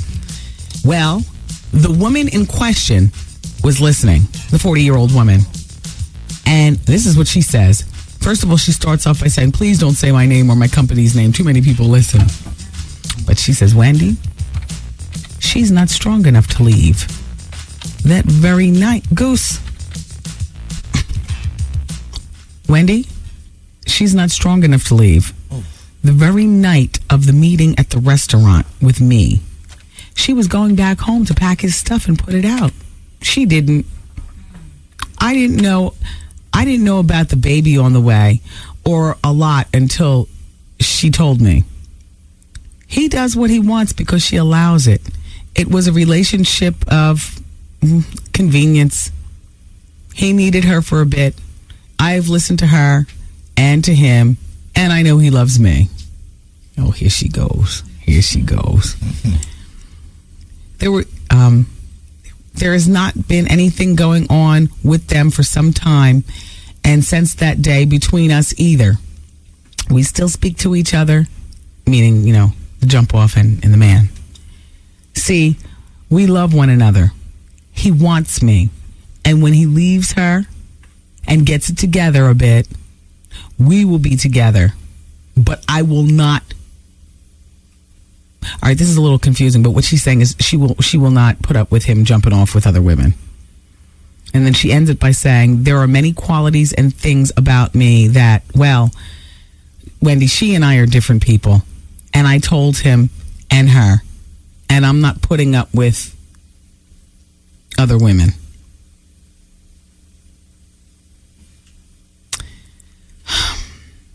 You're delusional. What do you want with a man with a 4-year convict record and 4 kids? What do and you're 40. What do you want with that? What do you? And I see you're stationary. You work at a great place. I mean, it's a job. It's not a career. But still, look where she works. At the top of the facts, stupid. I'm just looking at the bottom. Wow, that's crazy. You see what I'm saying? Yeah. She's no slouch. No. What do you want with a man with 4 kids and a 4-year criminal record? Is it that bad to be 40? No. Why don't you date short as opposed to dating all kidded up and a criminal record down? You see what I'm saying? Yesterday's People Poll question to the ladies. Would you date a man shorter than you? 92% of women said no. But I bet you more than half of them would date what? A man with 4 kids and a criminal record? What? Woman, you got to be kidding you. Rid yourself of that whole situation. Pickings are slim. He loves what? Pickings are slim. Well, not if you date short. Oh, please. All them short men out there? Shoot.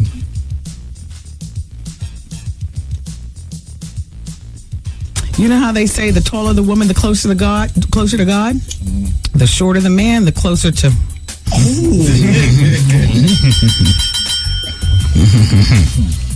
All right. Only you would say that. Oh, everybody keep it here. Oh, I invite you to call 866-GET-WENDY. I'm sitting here and waiting for your phone calls. I want to hear from you. I am looking for a type of job in which I can teach females how to give good professionals. I'm very interested in that. I'm very good at it. Wendy, man. 107.5 WBLS, New York. Let's do it. You got it. Let's Mr. X to the Z exhibit. You got it. What's your name? Wendy Williams. The Wendy Williams Experience. Hey, Melissa. Yo, did you catch this flashback? Wendy Williams and Suge Knight. So how do you feel about people still looking at you as the cause of Biggie's death, Tupac's death? For somebody to say I had anything to do with both of those deaths is actually really crazy. I got a lot of jealousy though, because you know I'm my own man. I do my own thing. I don't bother nobody, but I don't run from no. Right. And the thing is, for us Pac, everybody knew how I felt about Pac. Everybody knew how Pac felt about me. We got him. This is it right here. Miss a day, miss a whole lot. Coming through your speakers, boy. It's Wendy, man. Hey, everybody. It's the Wendy Williams Experience. And so Nick Cannon, for those of you who follow Nick's career, I like him.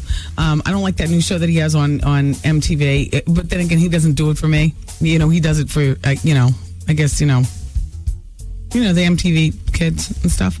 So anyway, he's working on a new CD, his second CD called Stages, but he does not have a release date. And there's a track on there called My Wife, and it was produced by Kanye West. And he says it's a song for the ladies. Now, yes, he still is with Christina Milian. I can't figure out how that boy is holding down that woman. Because, with women maturing faster and her being so cute and,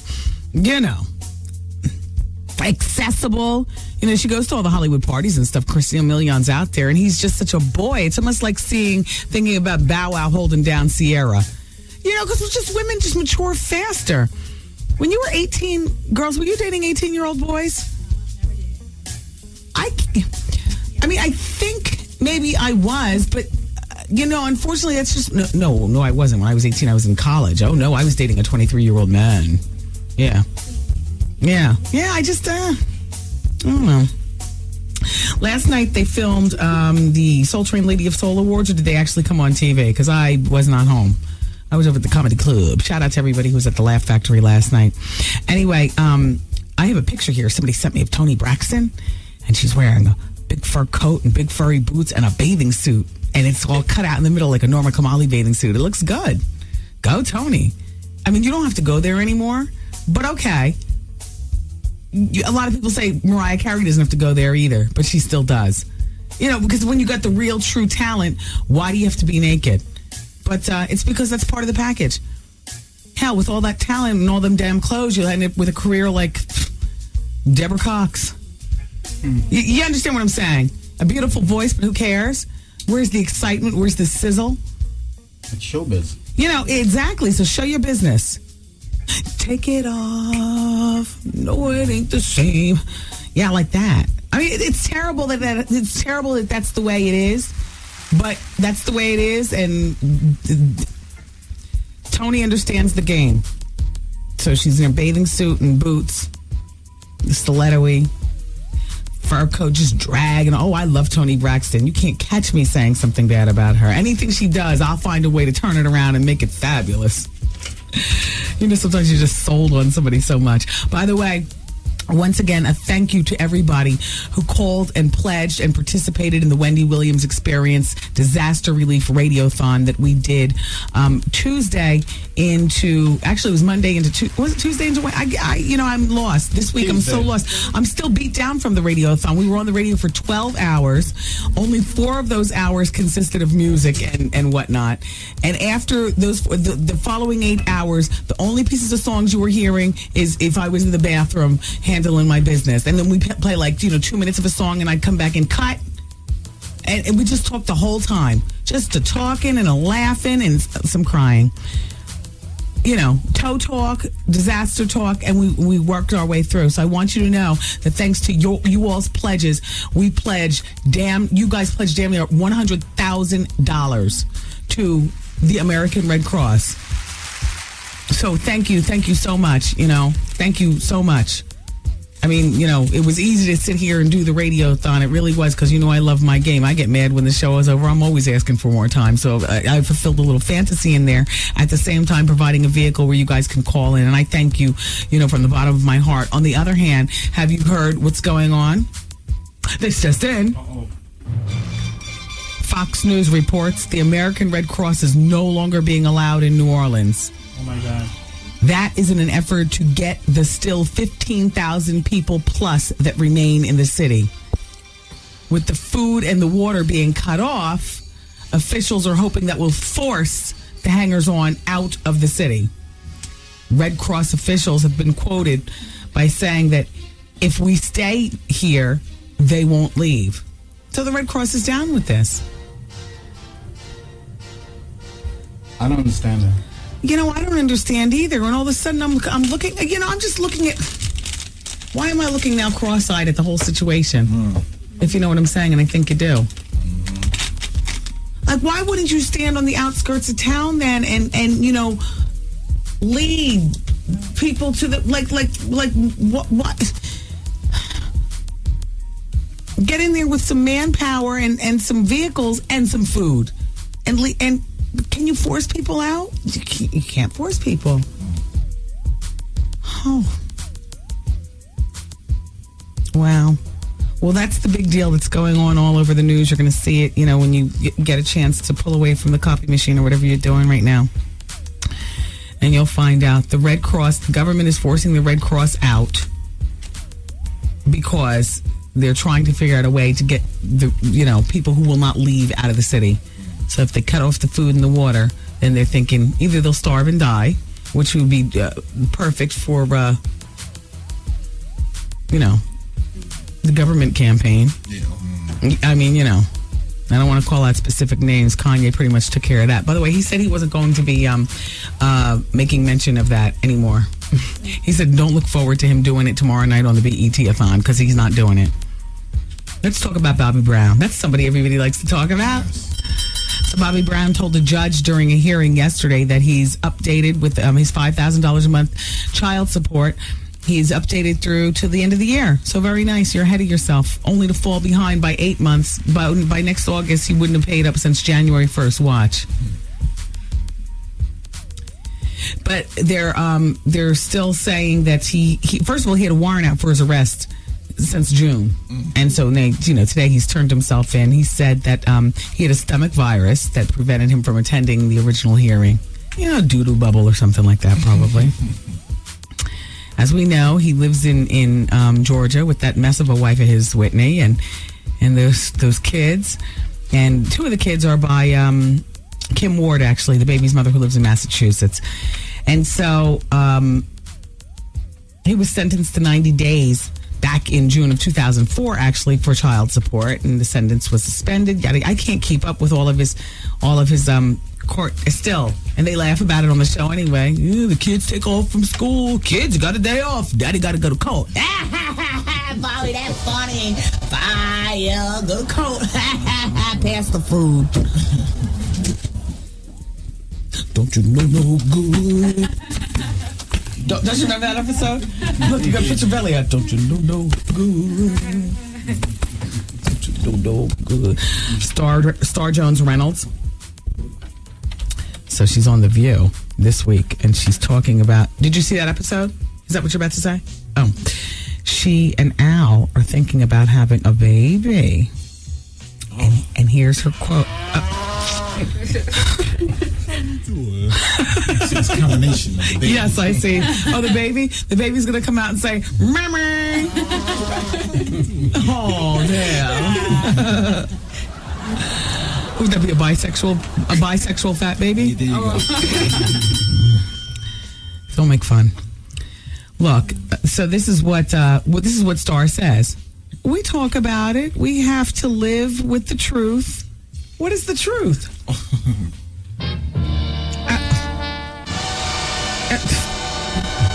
How you doing? This is what the truth is. I'm 43, and although my body is still capable of carrying a baby, maybe I'm not sure that it will be an easy process. Now, as you know, she got married last November 13th in Manhattan, and she continues by saying, we're not even sure if it's something we want to focus our attention on in the beginning of our marriage. We both decided that if it doesn't happen naturally, that adoption is definitely the way to go for us. We believe so strongly in adoption, and there are so many African-American babies that can use a home as long as they light skin, good hair. Because you know me. So we know that if we wanted to have children, we could bring a baby into the family by adoption, and it would be born in our hearts, and we would be it would be the most spoiled kid in the world. You better believe it. Oh, we believe it. That's the setup.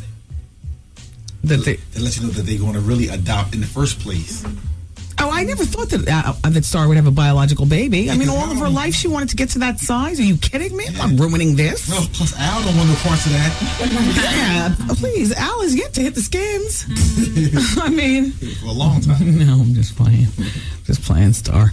Star, yes. I applaud adoption. I do. Mos Def's going to follow up his role in The Hitchhiker's Guide to the Galaxy with something, and 16 Blocks with a movie called Journey to the End of the Night. Now, I love Mos Def, but I don't really go to the movies. But I've never even heard of The Hitchhiker's Guide to the Galaxy. Have you ever heard of that? Never. Yeah, I heard of that. I saw a preview. Have you ever heard of something called 16 Blocks? No. Okay. So does anybody care about the follow-up called The Journey to the End of Night? Well, maybe they do, so I'll talk about it. It's a father and son story. It's a story of the father and the son separately planning to escape from the desolate lives that they live through the third world, through the underworld. And Brandon Fraser's going to be in it. Scott Glenn, Katina Sandino, Marino, and Elisa Braga. The film is going to start shooting in Brazil this month. By the way, I didn't know Tiki Barber from the Giants has a children's book out. Yeah. Mm-hmm. I had no idea. I love that whole multifaceted things. He's got the Power Bar commercial with Carmelo Anthony. He does a show called The Barbershop on Sirius Satellite Radio. He does a column in FHM magazine.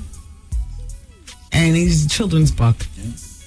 See, I love, I love when people seize the moment of being great at one thing. That's the athletic, and through that, they still keep their main job going, but then they branch off, fan out, and do it all. Because at any given moment, that knee could pop out of the socket. The main job is done, but at least he'll have his fan out money and time left on his contract. Goes the air, the heat is not on. You don't have to fan. Dear Wendy, did you make the big announcement today? What time are you making the announcement? She just woke up. Louis, have you been sleeping? Duh. Steve Harvey is going to be doing the morning show at my radio station in New York, WBLS. He starts on September 19th. Only the best news to come across radio in New York is in ages. Oh my gosh, it's going to be the best. It's the best news since you came back. Yeah, well, we've gone through 4 morning shows. Respect to everybody who's done it, but this is not personal. This is about business. There you go. I'm voting for somebody who can get the damn business done. Put some numbers up on the damn board. Uh-oh. You understand what I'm saying? Numbers affect the bottom line. That's in your pocket, my pocket, their pocket. Harvey will get some numbers on the board. Yes. I have full confidence.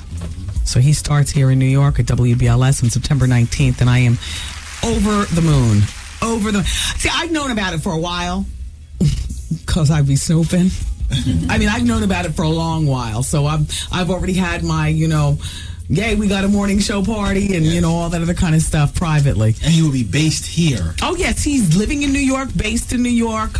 Right out of that studio, the Wendy and Steve studio right there. Yeah. We're both helping all the engineers design it. They consult us on mic positioning it right there. Newly designed and high tech. Yes. I'm loving it. And neither one of you will touch the equipment. And neither one of us touch it, exactly. Oh boy, here comes Vinny. Uh-oh. Let me close the mic quickly. King of all programming. Trouble.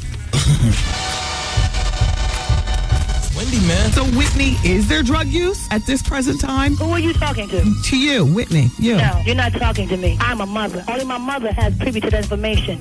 You talk to your child about that. Don't ask me no questions like I'm a child. Don't ask me like I'm a child, because I'm not a child, Wendy. The Wendy Williams Experience.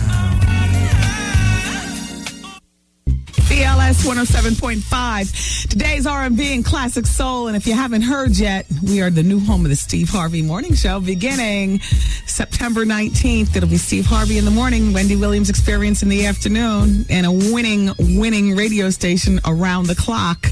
Yeah!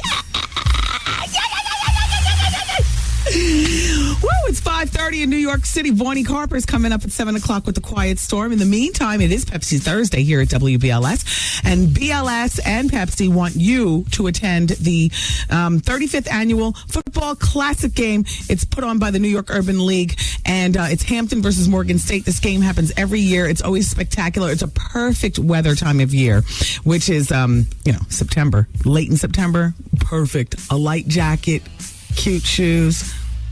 September 24th is the date. Great halftime show. Terrific day out there at Giant Stadium. So caller number 10 is going to win right now. In the meantime, WBLS is always out and about, and Kevin's on the telephone. Kevy, I have a hard time calling you Kev. Why?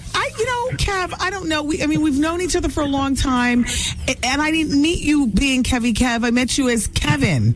True. Champagne actually gave me that name. I know. So that's where it originated from. It's a very cool name. Yes. But when I first met you, you weren't cool. I wasn't cool. I'm just playing with you, Kev. Yeah. No, Kev is out and about in the WBLS. What are you driving, the Hummer? Yeah, I'm driving the Wendy Hummer, as a matter of fact. Oh, the purple Wendy Williams Experience Hummer. Exactly. And you're at Mickey D's? Yeah, we're at Mickey D's in Cambria Heights, Queens. I'm on the corner of Springfield Boulevard and Linden Boulevard. And we're hanging out right in the parking lot of McDonald's. And you know what they're doing today? They're giving away a 2005 Saline Mustang. Now, they have it in the parking lot. They got a bright red one and they got a bright yellow one. So now, in order for you to win, all you have to do is come to McDonald's and purchase any one of the 3 premium chicken salad sandwiches or a 32-ounce Coke. And if you peel off the sticker and you win, that's how you win the car. That's easy. Yeah, that's easy. That's all you got to do. So we want everybody to come on out to McDonald's because we're giving away T-shirts, we're giving away DVDs, CDs, a whole bunch of stuff. So come on out and hang out with me today. Give that address one more time in Cambria Heights. We're right on Springfield Boulevard and Linden Boulevard in Cambria Heights, Queens. So Queens coming out and represent. Okay, I have one more thing to ask you, and this is off topic. Okay. So, as the king of all WBLS vehicles, have they yet assigned you to go out and have a shrink wrap of the Steve Harvey Morning Show and stuff? Yes, they have. Okay, good. See, how long ago did they tell you to take the vehicles out there and do that? I don't know if I should be disclosing that information right now, though. Why not? I was telling everybody that I knew for a while. I was just trying to sit on it. Oh, sure. Okay, well, I've known for a while, too, but you know. Yeah. Everybody in suspense. Is the radio station wrapping a Hummer for him, or is it like a Rolls Royce or something? They're wrapping a Hummer for him. Rolls Royce is going to be mine, though. Did you hear jealousy in my voice when I asked that? Yeah, I heard it. Oh, that's good. Well, you know what? Terrific. Okay, so Kev is in. Call me Kevin, Wendy. Just call me Kevin. Kevin Haynes. No, not the last name. My friend of damn near 15 years in the radio game. I knew you when you were a boy. Now you're a man, and glad to be working with you all these years too, Kev. All right, so he's out in Cambria Heights at the McDonald's, and the Steve Harvey Morning Show is coming to BLS on September 19th. I think that you have all you need to know. If I told you more, I'd have to kill you. Keep it here, everybody. The bonus hour is coming up at the top of the hour. Kev, good man. All right, everybody. It's 107.5 WBLS.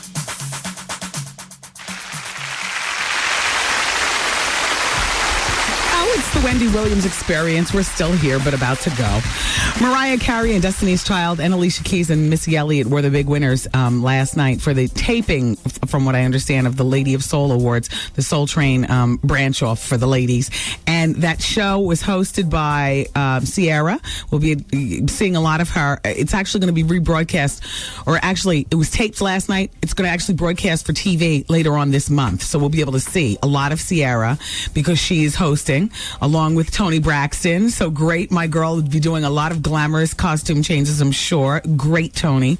And we'll get a chance to stare hard at Brian McKnight, if you know what I'm saying. And I think you do. I don't know the date, but I'll let you know when that show actually is about to air. Also, Star Jones Reynolds will be returning to the red carpet for E! She's still covering, and she's still working with them. And the Emmy Awards are live from Los Angeles. The primetime Emmy coverage is happening. The Emmys will be on September 18th. Kathy Griffin will still be on the red carpet, along with Carson Kressley from Queer Eye. And so, good. I love red carpet coverage. I love it. Absolutely, I love it. And the guy, Bill Rancic, who won the first season of Apprentice, is going to be leaving the empire of Donald Trump in March. He's going to start his own business. But that's the world that he came from to begin with. So, why not? Oh, and Cedric the Entertainer has been tapped to host the American Music Awards live on ABC November 22nd. Yeah, why not? Okay. Well, June Pointer, everybody, who's actually married now to her limo driver. You'll remember that story. We talked about that, and they ended up getting married. So her name is June Pointer Whitmore. She pled guilty to crack cocaine possession charges on Wednesday. So, it's a difficult drug. It's the devil, that cocaine.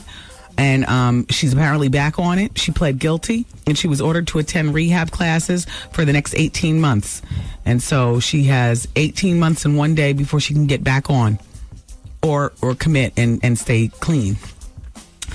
I mean, I talked about Barbara Bush's comments on the day that we actually did the Radiothon here, the Wendy Williams Experience Radiothon. Pretty disgusting, pretty vulgar, and I'm ready to move on. I mean, what did you expect? Are you shocked by any of this? No, of course. Hi, Wendy. How you doing? I have a plethora of topics I wanted to chat with you about, but I'll make them brief. We as black people need to wake up. I know that we don't hear about every little thing that everyone does concerning celebrities. She says, but what about Michael Jordan? Where is he during this disaster? I may just not have heard about it, but what has he done? I don't know. Has Michael Jordan? I haven't heard anything about Michael Jordan either. He might have sent a silent check. Listen, there are a whole lot of celebrities that give from the heart and from their wallet, and they don't need to be a part of the Sean Penn with my own camera crew looking for a bunch of publicity going down there. Shoot me as I, get me on camera as I lift up a victim, and as soon as the camera stops, ew. I'm not saying that's what Sean did, but I'm just saying I am sure that Michael Jordan has given. I am sure. And she says, what's up with that? I told my daughter that the last pair of Jordans she bought should be the last pair she buys. Here she is missing a semester of school because of no finances, and she has money to buy Jordans. Anyway, the point is spend your money and support those who in turn spend their money and support you and your community. We need to be mindful of these things and where we spend our hard-earned dollars. On another note, thanks for the shout out to me on Tuesday for my donation. Lastly, I missed the name of the chick who was showing up late to the radio station. Who showed up late? I remember you were talking about people in radio who have no respect for the game. Oh, Monique, the comedian from the Parkers. Yeah, while the Parkers was still riding high, she was offered and accepted a lucrative deal with a Washington, D.C. radio station to do a morning show, which, okay, fine. And so me, because I'm an OG in this game, I sit back and I watch people F over my business, laugh at it, think you can just come in and crack a mic and make something happen.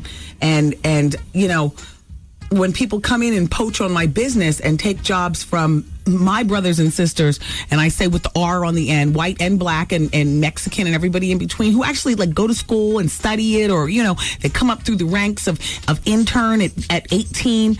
You know what I'm saying? And then now they're 38, they're still in the game. As far as I'm concerned, this is our business, And she just came in, Monique came in and tricked over the money, would be late all the time. Anyway, she ended up, losing the gig. She couldn't hang with the hours, whatever. Comedy and radio did not translate to the same stand-up and sitcom stuff. That's another thing. Just because you're funny on TV and just because you're funny in stand-up doesn't mean you can translate that to radio, as we've seen time and time again.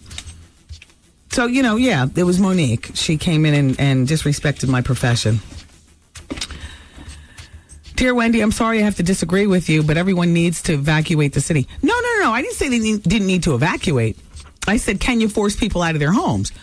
No, I think people need to get out, but, and it's a shame that other people don't understand that it's for their own good. I mean, all the disease that potentially is, and disease spreads disease. I mean, but the way the Red Cross is doing it's almost animalistic, or not the Red Cross, the way the government has has forced the Red Cross to do is almost animalistic. Cut off the food and water supply. That'll flush them out. You know.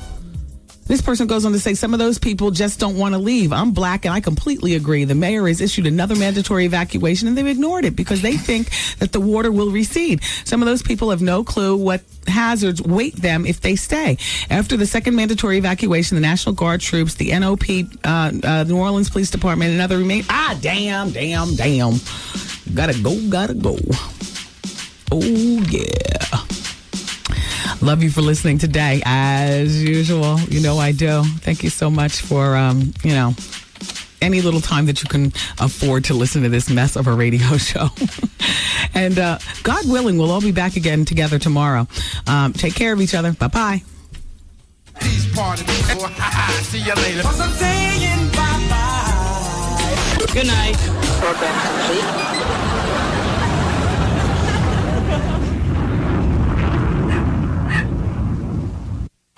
All right, everybody, we got a green light on that bonus hour. Bonus hour in 11 minutes and 30 seconds. And we're free for takeoff at 866 Get Wendy. The bonus hour begins next on the most talked about radio station in New York City, the home of the Steve Harvey Morning Show beginning September 19th. Hey. And of course, the legendary Wendy Williams Experience. Hey. It's 107.5 WBLS, and we're clear for takeoff. Hey, New York City, this is your man, Steve Harvey. Hey, that's right, everybody, I'm back. And this time, New York, I'm here to stay. I got that 10-way suit when I was a little kid for Easter with the reversible pants on it. You could wear it 10 ways. Then I be in black, I could wear mine 31 ways. That's right. Radio in New York will never be the same. The fun begins Monday morning, September 19th. It'll be on and cracking right here on 107.5 WBLS. Oh, man. Since you've been listening this far, we're going to throw in a little bonus hour. You ready? How long is this bonus hour gonna last? I'm getting addicted. No, let me tell you, I love this extra hour. Everything is organic here on the bonus hour. Yeah, baby. Hey, yo, check this out. It's Wendy, man. Here it is. It's the bonus hour on the Wendy Williams Experience. 107.5 WBLS, New York. Yeah.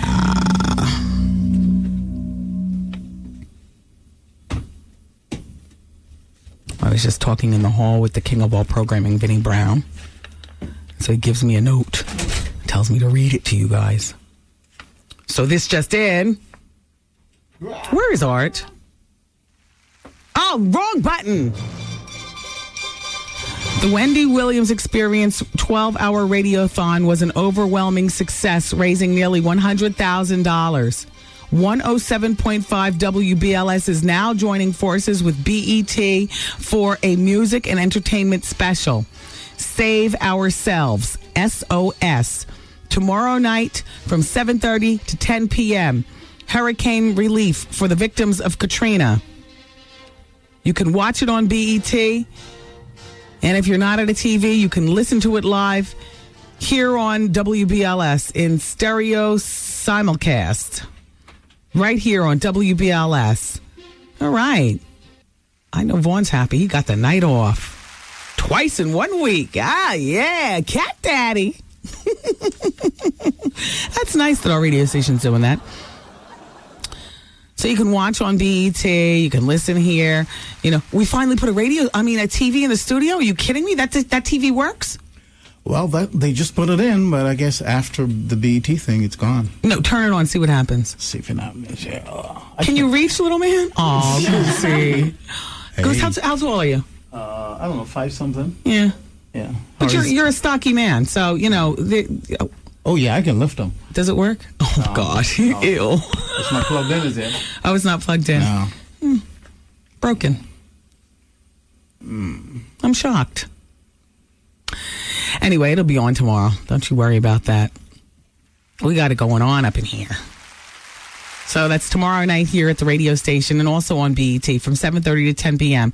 We'll be broadcasting that entire thon live. So, you know, if you happen to be planning a road trip or, you know, you're working, you turn on your radio. You'll be able to hear all the action as it goes down. Isn't that great? Hello. Hello. Hi, it's Wendy. Hi, how are you? Good. Welcome to the show. Thank you. I was just calling. I faxed in information about a fundraiser that the Masonic and OES Order is having for the Louisiana Relief Fund. Okay. I was just wondering if you could read it or announce it on the radio. You just did. Oh, you did? Yeah. No, you just did. I'm on the radio? Yeah. Yeah. Yeah, you are. Okay. Thanks for being here. Thank you. Bye-bye.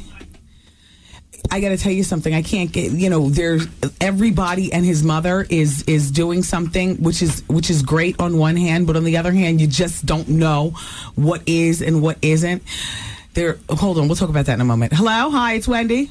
Hi, Wendy. Hi. I just wanted to tell you that I love your show. I listen to you guys on the net. Thank you. And now you guys are getting Steve Harvey, and we're stuck with John Sally. He's terrible, Wendy. Hey, easy. I'm glad that the syndication button is off because John, Sally, and Ananda are on my morning show in Los Angeles. I know. I heard you when you were here. That John Sally morning show replaced Steve Harvey. Yes, and it's Wendy. It's terrible. It's like talk radio. Well, so is my show, isn't it? No, but your show is good talk radio. I mean, you talk about great stuff. I mean, we have everybody in the office listening to you now. They told us we can't listen to internet radio anymore because we're slowing down the system. Damn. Everybody is on it. But his show is Wendy. Oh, my God, it's so boring. I don't know what to do. Well, Steve Harvey, weekday mornings right here at WBLS. That's right. I'm going to have to get up at 3 o'clock in the morning to listen to him. Log on and listen in. All right. Well, you have a good show, Wendy. Thank you very much. Bye-bye. Say hello to everybody in Los Angeles for me. Hello. Hello. Hi. Hi, Wendy. How are you? I'm doing fine. I just wanted to make a comment about what you were talking about earlier about tall women dating short men. Okay, go. I've actually dated a short man for the last 6 years. I'm 5'11 and a half, about 170, and he's 5'8. But it all depends on the build of the man. Now, if he's a little puny man, I agree. That's no good. I agree. But if he has body, he has muscles, and which mine does, it just works out perfectly. And I wear nothing less than 3.5 inches. I agree. And he just loves it. So it works. Well, here's the important thing. If you happen to break a heel, is he massive enough to be able to carry you to the car? Yes, he is, very. See, I think that's the thing. Oftentimes when we think of short men, we think of short and skinny, like scrawny. Right. Yeah. Right. Mm-hmm. All right. Well, thanks for listening. Take care, Wendy. Bye-bye. Bye-bye. Hello. Hi, it's Wendy. Hey, Wendy, what's going on? How are you doing? Good. How are you? I'm doing great. I just wanted to call and say really appreciate what you did on Tuesday with the telethon. That was a great thing that you did. Well, thank you. I don't think that we can ever thank you enough for, the compassion that you had to just do this thing for people that you don't even know. Well, I mean, but everybody's opening up to people that they don't even know. Right, but I mean, for you to sit up there for 12 hours, that's just a lot. Well, and I appreciate your sacrifice. But a lot of times, like when this bonus hour is over at 7 o'clock, how often do you hear me say, "Tive on up, I want to be on more"? So I was able to fulfill a wish in the same thing. No, you know what? It was my pleasure. What else do you got going on over there? Okay, all right. I want to talk to you about. I mean, I love you, but that Eric Benet thing, that thing is still bothering me. He is not a friend to the show. He's a good interview, but he's not a friend to the show. Okay, an acquaintance to the show? Yeah, he's a good interview is what he is. Okay, period. Yeah, he gave... We're still not buying his records. Yes. He's just highly. We're not doing it. Okay. Okay? I agree. All right. Thank you very much. Bye-bye. All right, bye. And they say heterosexual men don't get all caught up. Did you hear him? Hello? Hello. Hi. This is Wendy. How are you? Good, and yourself? Good. I'm at work and I can't talk because it's everybody that seemed to come around in my office at this time and moment. So I really had something to tell you. Well, go ahead. No. Clear them out, and I'll give you 15 seconds to do it. Okay. All right. I'll talk about something else, and hurry up and clear them out. Don't hang up the phone. I'm waiting for you. Okay. You guys, a lot of times this starts out to be like the best radio ever, so that's why I just can't. I can't. It's like at the end of the day, sometimes I leave here and I've got 100 faxes that I haven't read. there's something in me, I cannot allow myself to throw them away because I feel like if I throw away one fax without reading it, it'll be that one fax that'll spark conversation for weeks. So I just can't. Like, I'm obsessed with that. For years, that's been like my MO in radio. Like, I can't throw away my correspondence. This right here, I'll sit with this woman. I'll wait for her. I'll wait. You see, it's been longer than 15 seconds. I will wait. Come on, let's talk about something else while she's busy. So over at the Wendy... Hello? Okay. Over at the WendyWilliamsExperience.com, there's a people poll question. I want to talk with you guys about this.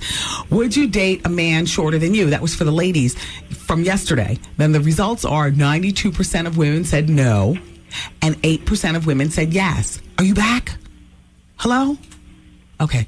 The new people poll question is, for the men, would you date a woman taller than you? When I say taller, I don't mean an inch or two. I mean, 3 inches, plus she likes to wear heels. So that'd be 4-inch heels. That'd be a full 7 inches taller than you. Woman, are you back? Hey, men, that's yes or no. And you can go to the WendyWilliamsExperience.com. I value your answers. So if you have a chance, visit the website. There are cute pictures there and stuff. And then, just answer yes or no. Are you there? Why do we hear phone rustling, but we don't hear anybody being told, go, leave? Mm-hmm. Huh? No, I don't want to take more phone calls because we didn't tell her we were going to put her on hold. So therefore, when she comes back and she sees she's on hold, she might hang up and we might have lost a jewel. And then that'll be the phone call that irks me for the rest of the night. Like, damn, I bet you that woman had a story and a half. Your Busta Rhymes bodyguard punched this guy in his eye at a deli or bodega or something like that at a store. The guy wanted Busta's autograph. Now, it was a Jersey man, and he was like in his late 30s. So maybe Busta, on Busta's side, he might have seen that as like kind of odd because, like kids want autographs. Grown men step into another man. They either, say, good work from across the aisle, or, it's nice to meet you, and they come at you with a handshake. But to ask you, for an autograph, it's kind of like, I guess if I was Busta, I might have thought he's trying to distract me. So while I'm looking for a pen, maybe he pulls out something terrible and tries to trap me. I mean, the punch in the eye was definitely off color, but I could see where Busta might have thought, you know what I mean? Like, you're grown, man. You're 37 years old. An autograph from me means nothing. My career has been done. Oh, I didn't mean that, but you understand what I'm saying. Hoo-ha. Dear Wendy, I want to make a comment about the people poll question regarding women dating shorter men from yesterday. Not only have I dated them, I ended up marrying a man 3 feet shorter than, I think she meant inches, 3 inches shorter than me. I am 5'11" bare feet. My husband is 5'8". Oh yeah, that's 3 inches. I've dated short, tall, big, and small men. Men are men, Wendy. Height doesn't mean a damn thing. Now, don't get me wrong. I do feel awkward sometimes because I do like to wear heels. But hey, like you said, love levels the playing field. And when you truly love somebody, the physical thing is on the back burner. Just remember, short in stature doesn't mean short in length, if you catch my drift. Gotta go, but I'm listening. And I am a part of the Experience family. Hey, Artie, are you still there? That's from Diva in New Jersey. Hey, Diva. All right. I understand what she's saying. I understand. Listen to this one. Where is this woman? I'm going to wait this one out, you all. You'll pardon me for a moment. Can I wait this out? Sure. Okay. Dear Wendy, my cousin is married to a younger man, and his lover, who happens to be a man, is dying of AIDS. Okay, wait, let's get this straight. My cousin, who happens to be a female, is married to a younger man. His ex-lover, okay, that means he was gay on the down low. His ex-lover is dying of AIDS. The dying of AIDS ex-lover has requested that when he dies, at the funeral, everyone be told that they were lovers. In other words, the husband of the cousin and the dead man, the dying man. Wendy, my cousin is 51 years old. And her husband is 41. And she's my best friend as well. The problem is that he is my first cousin She is the dying man, I guess, is my first cousin. She, the wife, unsuspecting, is my second cousin, and we're close. I don't know what I should do. Tell her everything, because there's more to the story. That's from Jawan. Jawan, I would tell her everything, and not only would I tell her everything, I would tell her everything this weekend, not at a damn funeral. You know what I mean? That is too embarrassing, because then you'll save her from going to this man's funeral. Save her the embarrassment. Let her get her AIDS test. Let her get her divorce in order, so that if anybody tells anything at the funeral, it'll be her busting in there all dramatic-like with divorce papers, HIV negative test. Hopefully she's negative and all like that. Oh, I turn that funeral out. Oh, I would turn it out. And probably tip the casket of the dead man. Because the dead man has been my husband's lover, and he died of AIDS. Oh, yeah. I'd have a 2-piece plus some for my husband. I'd tip the dead man's casket. I would turn the funeral out. I think this person isn't there. Well, let's put her back on hold and see what happens. Put her back on hold. Art, where have you been for the past 17 minutes? It wasn't 17 minutes, like 7 minutes. No, it is 17 minutes after 6 o'clock, and I gave you a break with that one because we actually had like 10 minutes of commercials. So you've been gone for then 27 minutes. Where have you been? I was in the back handling some business. What kind of business that couldn't wait until 7 o'clock or be done before 2 p.m.? Why do you always do this? Okay, I'm sorry. Goose, you're on sound effects. Goose is on commercials and microphone. Well, I did all three. Goose can't multitask. And neither could you, because you'd be doing all three, but, you get the how you doing button when I'm looking for the applause. Like, come on now. Okay. What are you eating? What is that? Tootsie Roll. You were in the office. You weren't handling something in the back. You were in the office sitting and relaxing. I know exactly where I keep the Tootsie Rolls, right next to the easy chair. You were sitting in that easy chair and eating Tootsie Rolls. Yes, you were. I was eating Tootsie Roll. I had grabbed some on my way. Well, where's mine? I get you some. We'll get you some. No, I want you to stay right here. You don't leave the room. I don't like when you do that, Art. I'm sorry. I'll be more professional. Then what are you doing on your telephone now? Can we just please focus? Okay. Shout out to Big Troy. He's in White Plains. Westchester, all right? Listen to this one. Ann lives in New Jersey, and she's thrilled that we have Steve Harvey in the morning. But this is what she says. Wendy, say it ain't so. WBLS. Stands for Wendy and Big Lip Steve. She says, BLS is about to take over the airwaves. We love both of you. And, Steve's going to be full of jokes. She meant it in love. Of course. Dear Wendy, I have a problem with my bikini area.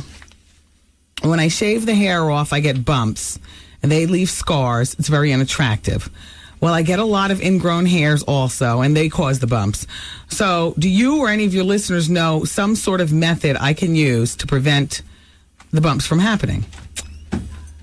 No, but I can tell you what was just sent to me. The makers of Veet. The VEET. Girls, have you ever used that? So I got turned on to Veet about a month ago. Nicole, my assistant, happens to Veet everywhere, and she was raving about it.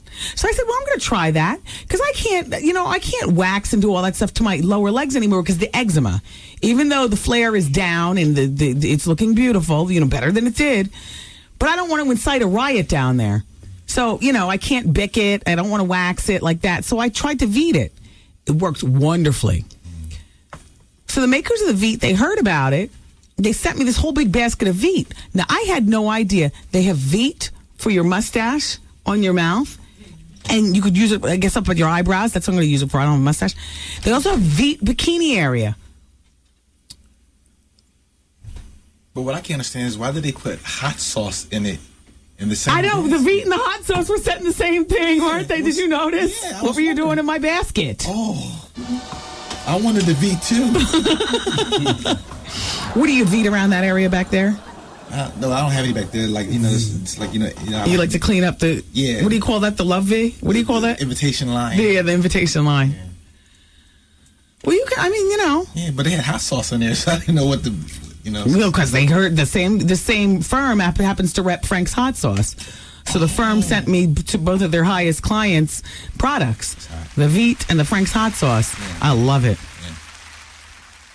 I keep a box on my night table at home. Is that terrible? Is that, a bottle. You eat in bed a lot? Do I?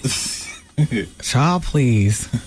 Miss Lopez, she vacuums up everything. Rice, chicken skin, everything.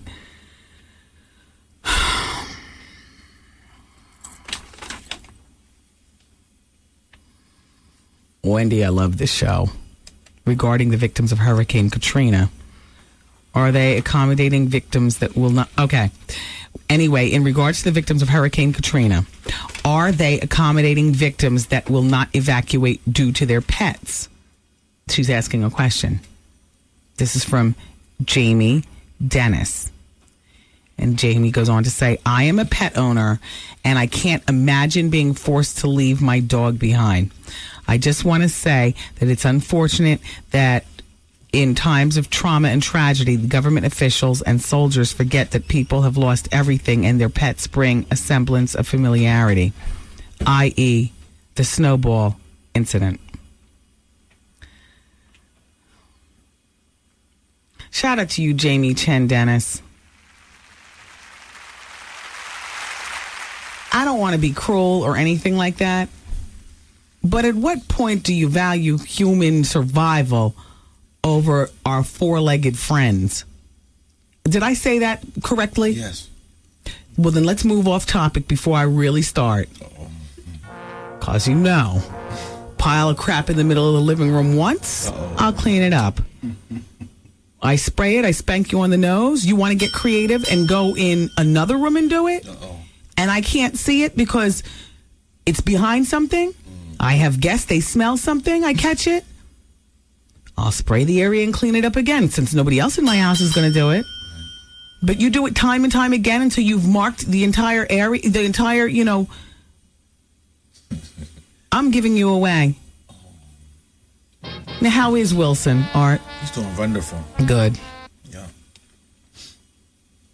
And my house smells wonderful, and I haven't bent over pick up a pile of crap since I kicked him out. Yeah. I've inherited those smells. I mean, we did everything too. We had somebody come in. The governor, Governor McGreevy's, not McGreevy, the one who's sitting in right now, Corzine. The from the dog university. There's a dog university. Well, I didn't know this. I went to the Hal Wheeler. Shout out to everybody in Jersey. Hal Wheeler. He's like the best dog trainer. I didn't know any of this stuff. All I know is that somebody trained this dog. I don't want to get rid of him. Somebody trained him. He's so cute. We keep him so nice, but he's got this problem, and nobody's helping me. So he comes to the house. We get one-on-one counseling. And just nothing is working. And then, how about the 5:30 a.m. walks? What, are you kidding me? I just got in from the club at 2 o'clock in the morning. I got to walk you? And if I don't, you're going to bark? What? Yeah.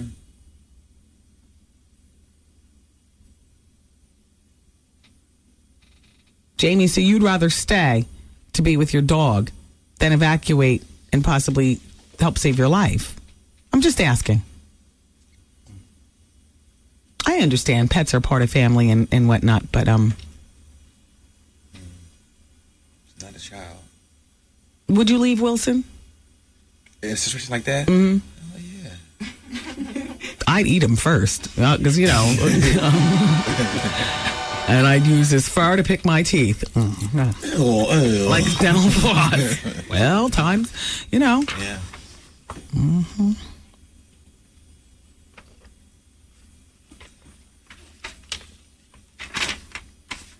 Dogs. You ready for Harlem tonight? Yeah, I already got talked to sternly. That is not a public event at the Apollo. Yeah, nobody ever told me when I was booked for it. I'm going up there dancing for chicken for the clients.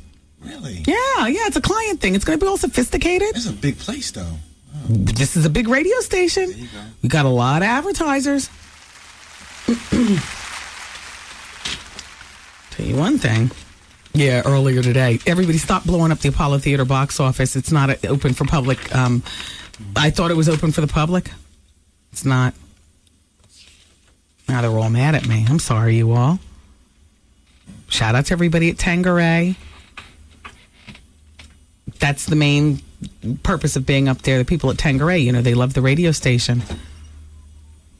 It's Diageo. Boy, I got to get the name right before I get on the stage. Diageo, the world's finest liquor company, who own amazing brands such as Smirnoff, Johnny Walker Scotch, Tanqueray Gin, Buchanan's, Bailey's, and Crown Royal. Oh, back in the day, that Crown Royal sack had served a dual purpose. Do you know what I mean? Mm-hmm. You know, hide your stash. Mm-hmm. Anyway, so I'll be up there at the Apollo Theater, but I didn't realize it was a private thing.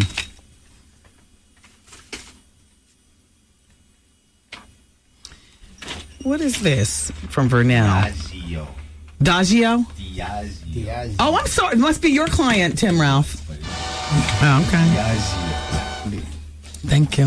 Just think of Joe DiMaggio, Diageo. Diageo. I got it. Diageo. Welcome, everyone, to the Apollo Theater. Shout out to Diageo. Yes.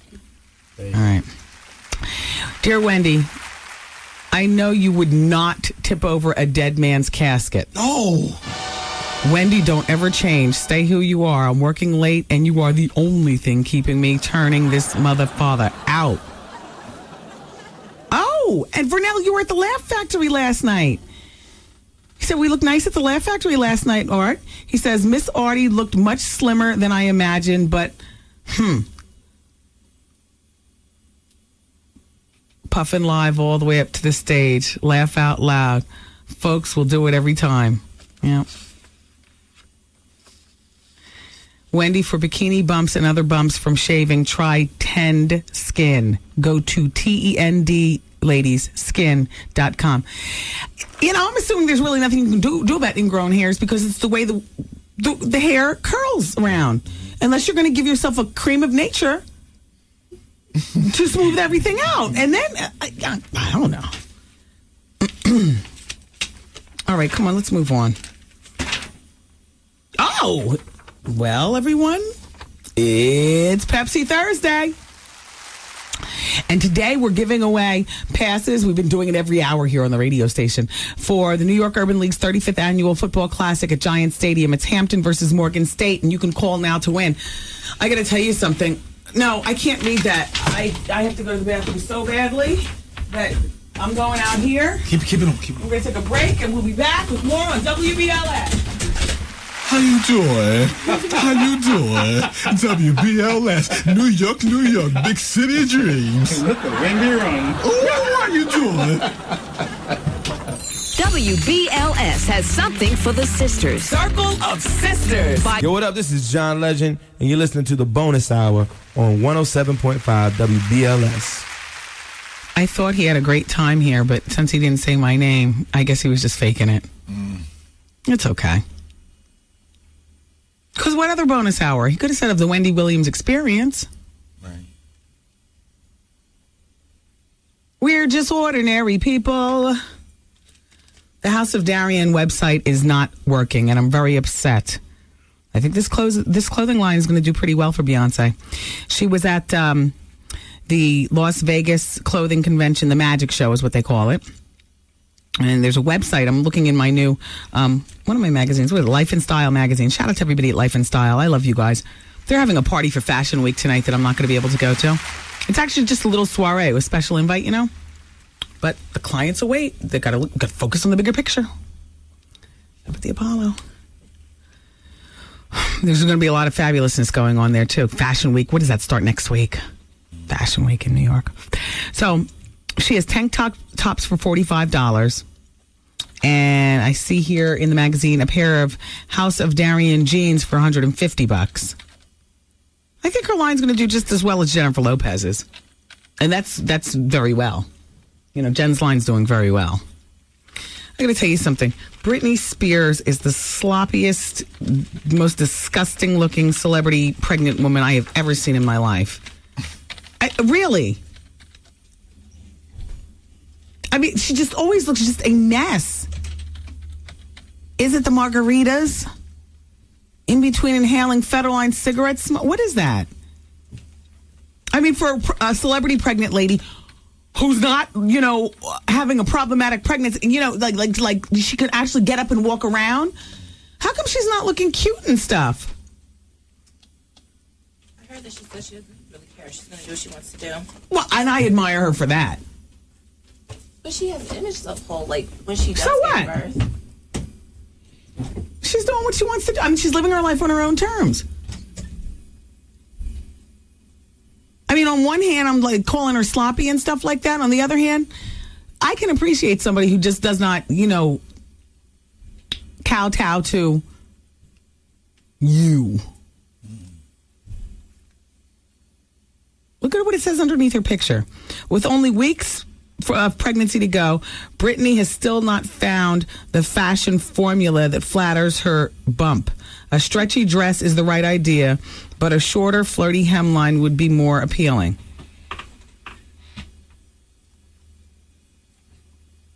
Would you look at this outfit? Oh, she's crazy. She's just relaxing. Yeah, on one hand, fine. On the other hand, fine. Because remember, it's her prerogative. Oh, here's the Busta Rhymes story. Okay, I'll do it this just in style. Okay. This just in. A bodyguard for rapper Busta Rhymes punched out a fan who approached the singer for an autograph in Manhattan at a deli, police sources said yesterday. The alleged victim, Melvin Smith, told the New York Post he saw Busta at the corner Gourmet 2 Deli on West Broadway on Tuesday. He approached the clown prince of hip-hop with an outreached palm for a handshake. Oh, so it did go down all friendly-like. But Busta's bodyguard intervened. An argument ensued, and the unidentified bodyguard punched Smith, 36, of East Orange, near his right eye, according to police complaint filed by Smith. Smith said he needed 4 stitches to close up the gash.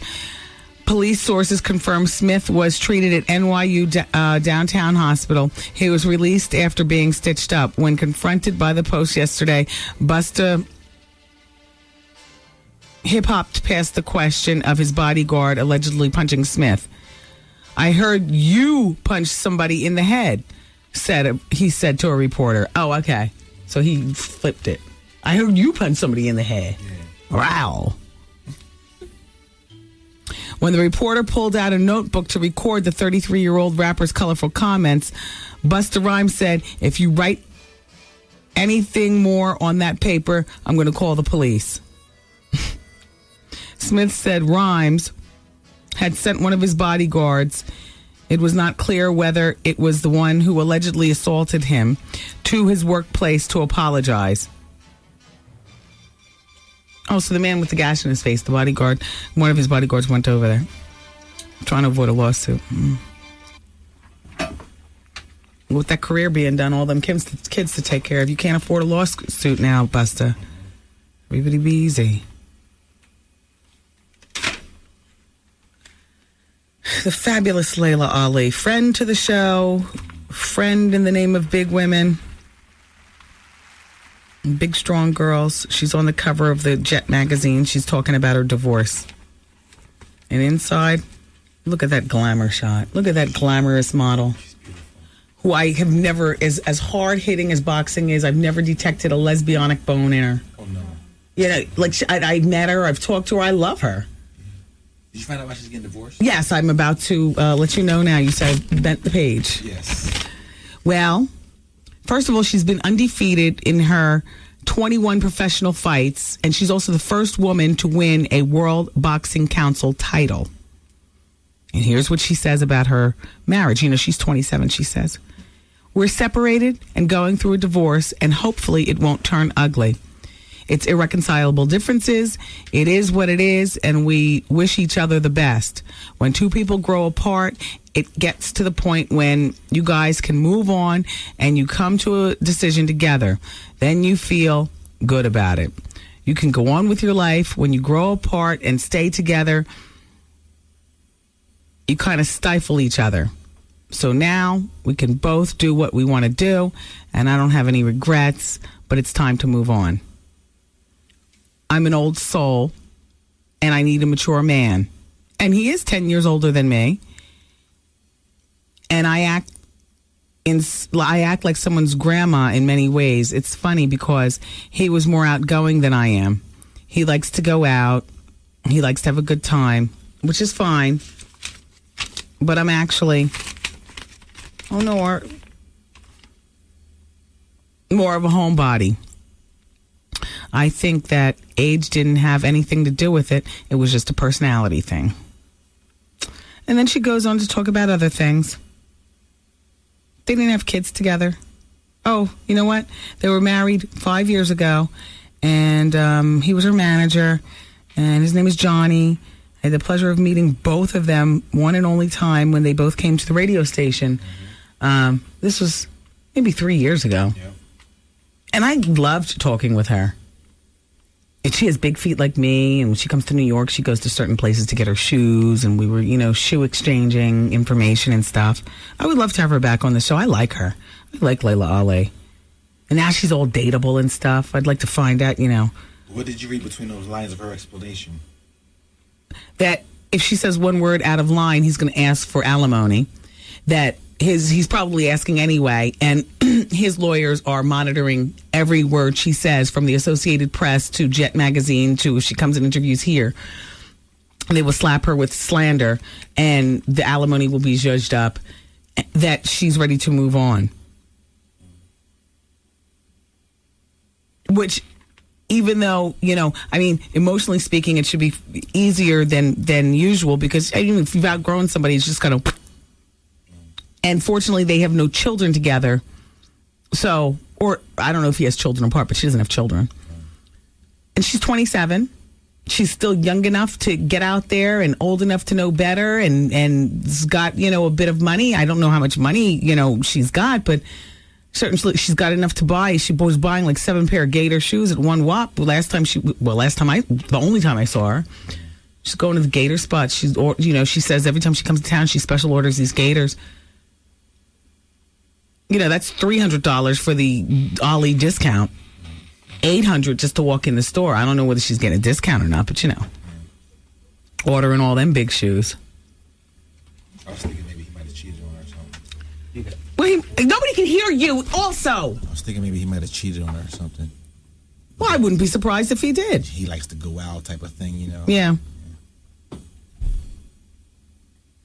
I mean, I don't know,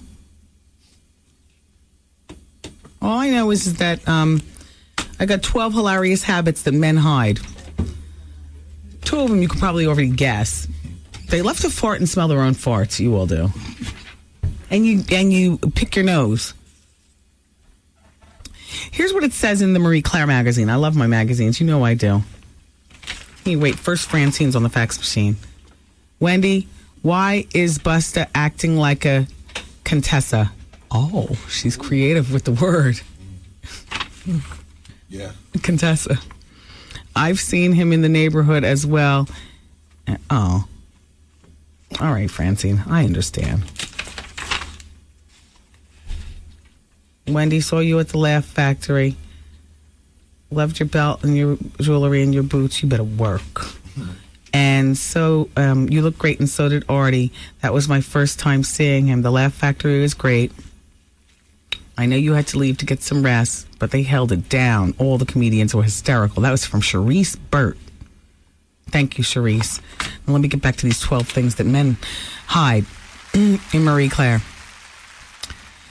Now, as far as I'm concerned, these are just these guys that are saying this, but you got to figure there are guys out here who do the same thing. I pick my nose, but only when I'm alone.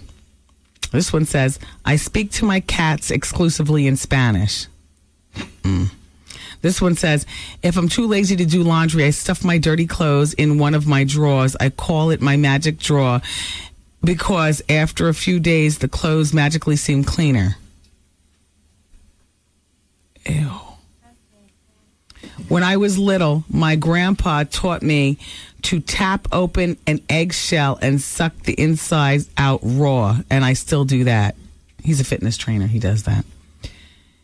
Here's a man who says, I shave my pubic hairs. These are 12 hilarious habits that men hide. This one says, I bite my toenails. Well, wow, if a man's able to bite his toenails, he's able to service himself too, right?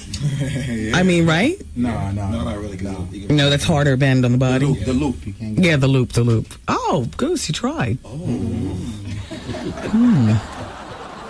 You looked at it anyway.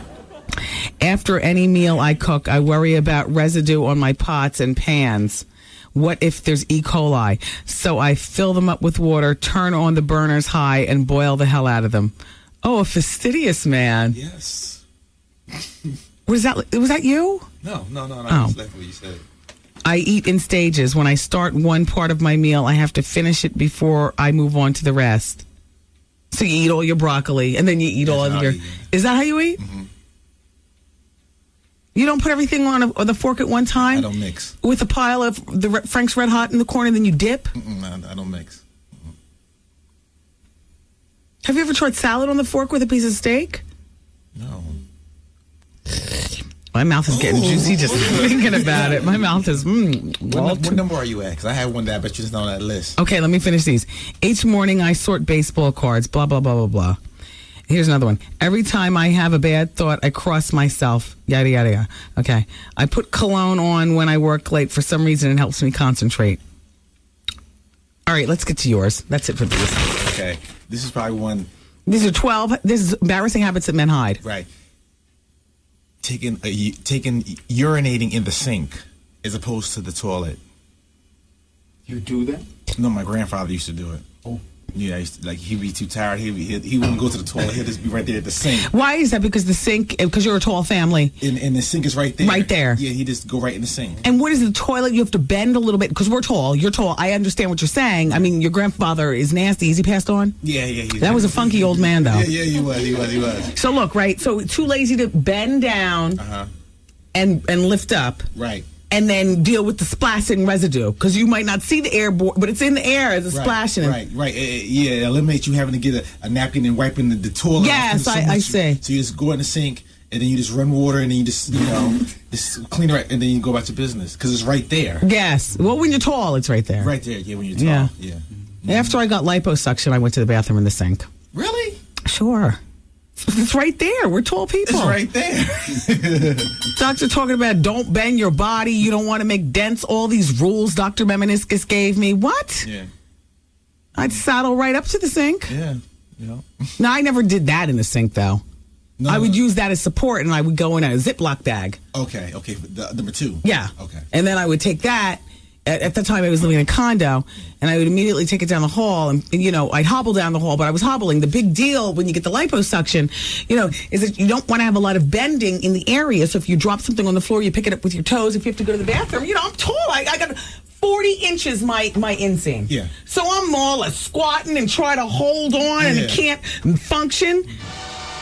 Whereas I could just go to the sink and go like this. There you go. Yep. Yeah. Say? Yeah. Yeah.